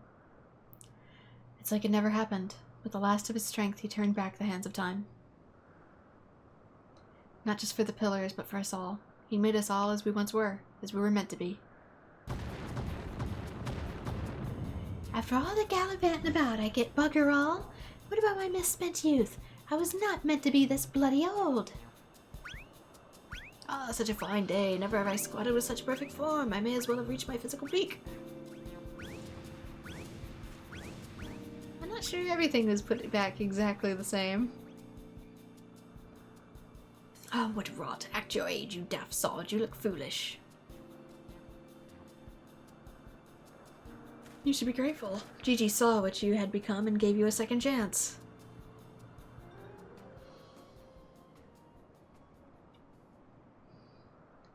That was our second chance to relive our glory days.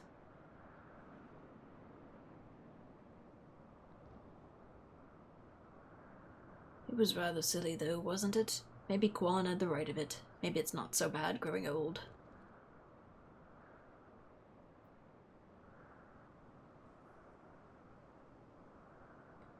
I was a coward when I was young, but now that I'm old, I'm not afraid to say things like, I love you, Doris. Just out of nowhere, man.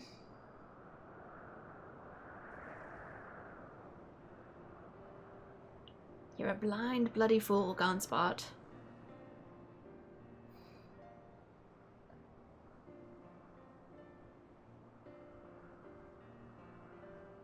Maybe when you realize you don't have a whole lot of time left, that's when you want to spend time with the things that matter most. Or with the people. Wakey wakey, man.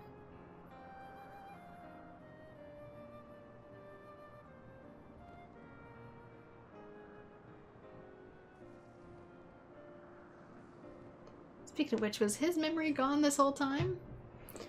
I say, am I dead again? Do you get yours back now?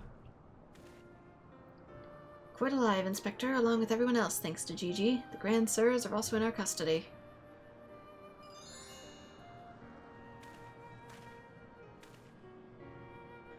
Aha, that's my boy. Where's the little tyke anyway? Gonna have to break the news.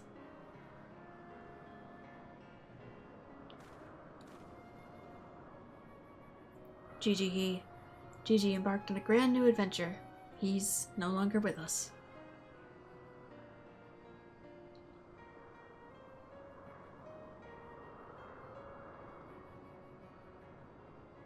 I see. If that's what he wanted then I couldn't be happier for him. I'm sure Archmagus Quan would feel the same. What do we do now, Inspector?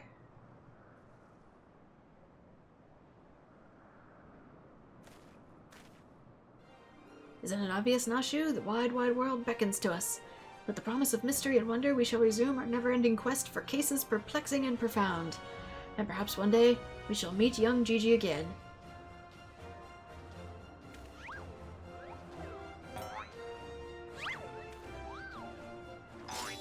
In another life and another destiny.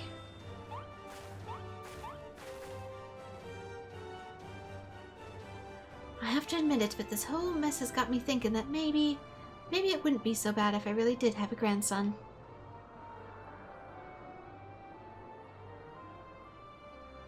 You did right by Gigi, Hildy. Your father and I can see that. We're proud of the man you've become. And I'm proud of you too, Mother, for coming to terms with the ephemeral nature of physical beauty and allowing yourself to age gracefully.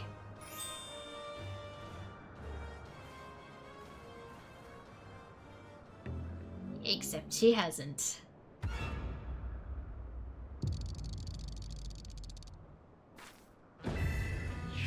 She said she was okay with a grandson. Gracefully, was it? Never said nothing about wrinkles.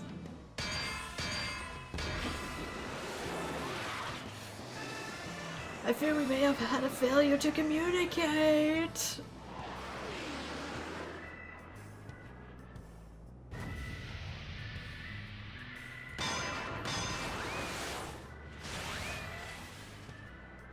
I must say, that is quite the durable cast iron to not shatter. Now the island, we will see. There he goes again. Wait for me, Inspector. Wait!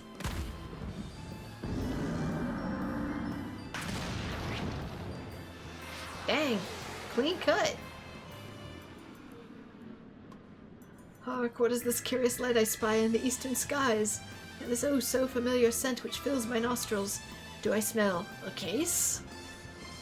Worry not for me, my friends, for whatever the wronged want for succor, I, Hildibrand, shall be there, till we meet again! Team Hildibrand blasts off again.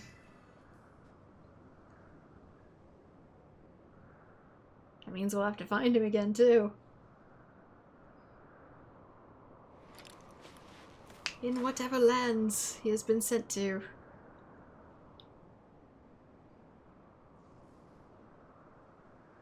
Okay, he didn't bury him. Like I said, maybe try to repair.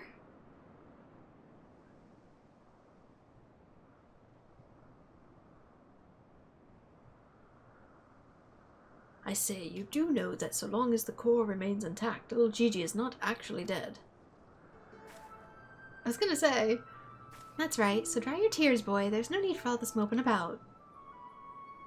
He's fallen into a dormant state because he used up all his aether. His core will gradually recharge as it draws upon the ambient aether, and in time he will awaken from his torpor. I shall tend to the child for now.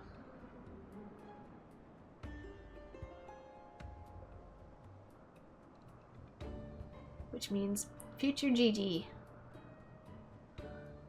As for these three, I shall be glad to take them back to Ishgard in your stead. A most generous offer, my lord, but hardly necessary. After all, 'tis my duty to bring them to justice. Oh yes, it was my duty. After everything I said to that young inquisitor, I can't go back to Ishgard. They'll toss me in a gaol and throw away the key if they don't kill me outright. So go to Idleshire and live in Hildy's gazebo. Someone ought to look after it while he's away now. That doesn't sound actually all that bad. Full glad I am to accept your offer.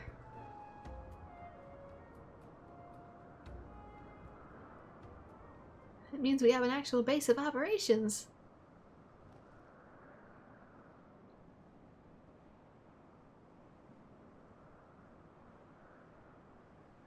I suppose there's nothing for it but to wait till he comes back down. For gravity to do its course unless you hit him all the way into frickin' orbit. 'Twas a most graceful strike, my love. You haven't lost your touch.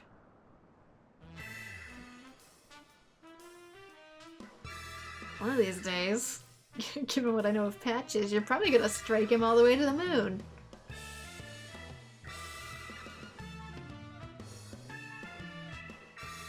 Just a guess.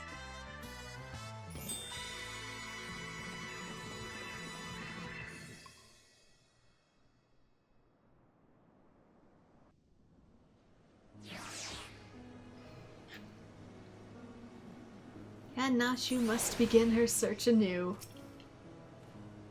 I suppose there's nothing for it but to leave the grand service to Lord Godbert and for me to see to Inspector Hildibrand's gazebo. I'd like to thank you for everything you've done. If you find yourself in Idleshire, come see me. There's be a few arrangements that I need to make, but I can't imagine it'll take that long for me to settle in. Thank you, my friend. Until we meet again. When heresy is no longer a crime, perhaps then you can return. Until then, at least you have somewhere to go. Live with the scholars and the gobos.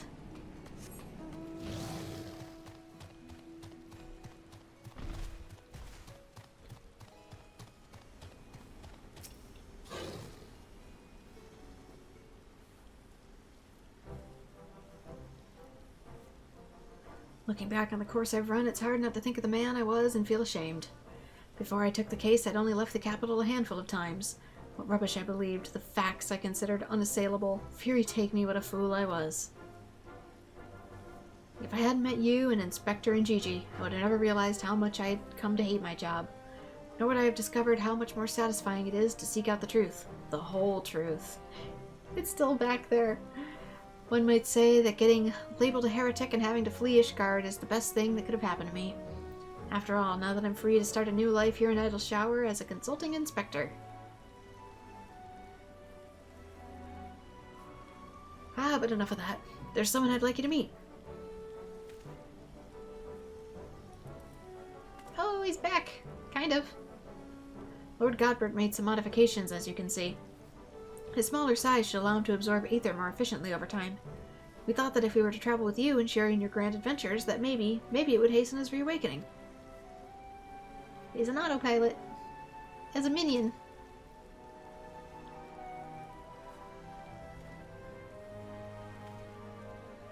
Thank you, my friend. I do hope our paths cross again someday. May the Fury bless you and keep you. He's fun-sized. Even funner-sized.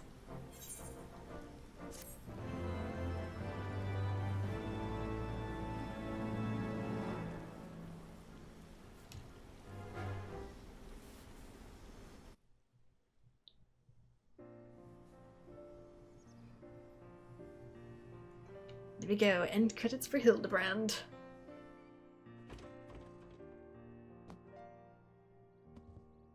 Not that I can read literally any of it.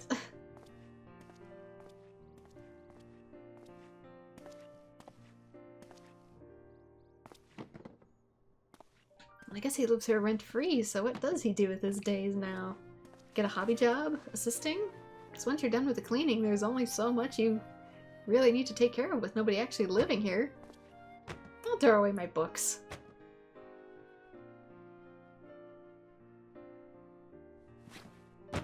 Excuse you. Not yours.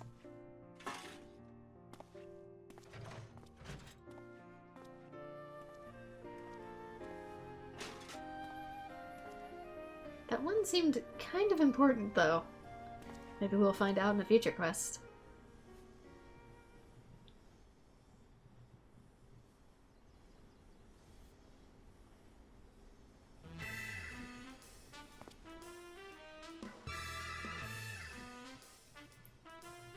I wish I could read what that says, but I can't.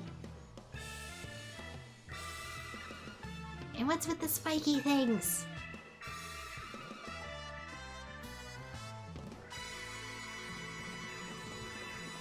Hildibrand will return? Question mark? I know he will.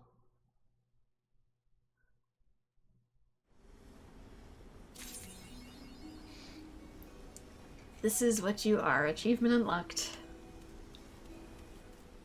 Wherever art thou, Inspector Seer? Oh, we must have gone somewhere, but it stays. I'm really happy that it stays. That's really cute. Alright, there we go. Nearly 4 hours of Hildibrand questing and holidays. Which it almost is. Happy Yuletide. That has already passed, but I'll say it anyway. For the winter solstice. Merry Christmas. Happy Hanukkah. Or Kwanzaa. Whichever you celebrate.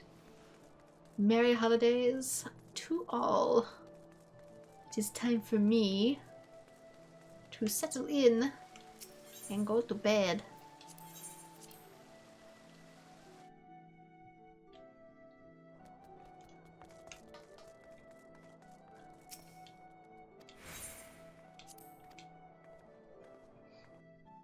And there we go, we're back in Final Fantasy XIV.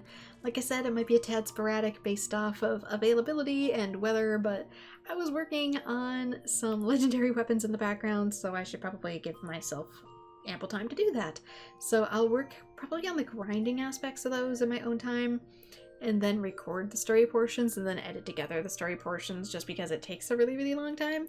That's what I was originally doing, but then summer just got way too hot for me to continue that, whereas right now, my computer is not overheating to oblivion quite to the same degree, which is nice. So yeah, Final Fantasy XIV might have to be more of a winter thing, and I'll see what I decide going forth in summer. With my health being what it is, my actual streams and uploads might be a tad sporadic. I still want to try and stream anything at least once a week to keep on top of it. Potentially more. I'd like to do way more. This is a holiday weekend, so we'll see. But I still want to keep with streaming, but I'll probably focus on games that have limited windows of play, such as Genshin Impact, Honkai Star Rail, Final Fantasy XIV, games that won't exist forever, basically. And get those recorded for my channel. And then if I have time for single player, basically with the health issues I've been having, I kind of need to give myself a break. So I'm taking a semi-hiatus. I'm not taking an actual hiatus. I'm still doing stuff, and you'll probably still see me at a semi-regular pace, but I'm not giving myself strict deadlines because I can't. I'm in the hospital way too much. I may be having to do new medications and routines and all that entails. To try and get somewhat closer to health again. We still don't have a confirmed diagnosis. We're pretty sure it's Crohn's. Even my doctors are like, we're pretty sure it's Crohn's. But with that being the case, like I said, I just need to be kind to myself. And I think the algorithm may have purged me on YouTube. I think I might be shadow banned. I don't know what I did to get that way, but I think I might be. So with that, it's kind of a good time to do it, just to, I don't know, focus on me, play some single player games. In the background, I've been playing Dragon Quest XI's in my own time. I've been having quite a bit of fun with it. I'll finish Xenoblade, but then I'm not going to give myself any pressure. I'm going to focus on these games, specifically Genshin, Honkai, Final Fantasy XIV, and potentially Zenless. Maybe try a few other things. But I'm not gonna take up a single player project for just a little while, just because, I don't know, I kind of want to give myself rest, and I don't want to feel overburdened with it. So if I do take up something that's more single player, it's not gonna have any sort of deadline, and if anything, I might actually be uploading it in the background and then just release it all at once. You'll never know. The magic of editing, you will never know. But for now, that is the plan. I'm just trying to give myself grace. To try and get back into remission so I don't have quite as many symptoms, but also I know that will take time. So for now, this is where I am going to call it. Thank you so much to everyone who has joined. I appreciate you sticking around through all of this and me not being able to keep a schedule to save my life, because I apparently can't keep my health to save my life either, no matter how hard I try. But we're gonna try, and that's what we're gonna do going forward. So happy holidays to everyone who celebrates, and even if you don't, I have you have a good week and weekend regardless. So again, thank you all so much, and I hope to see you all in future streams. Bye bye.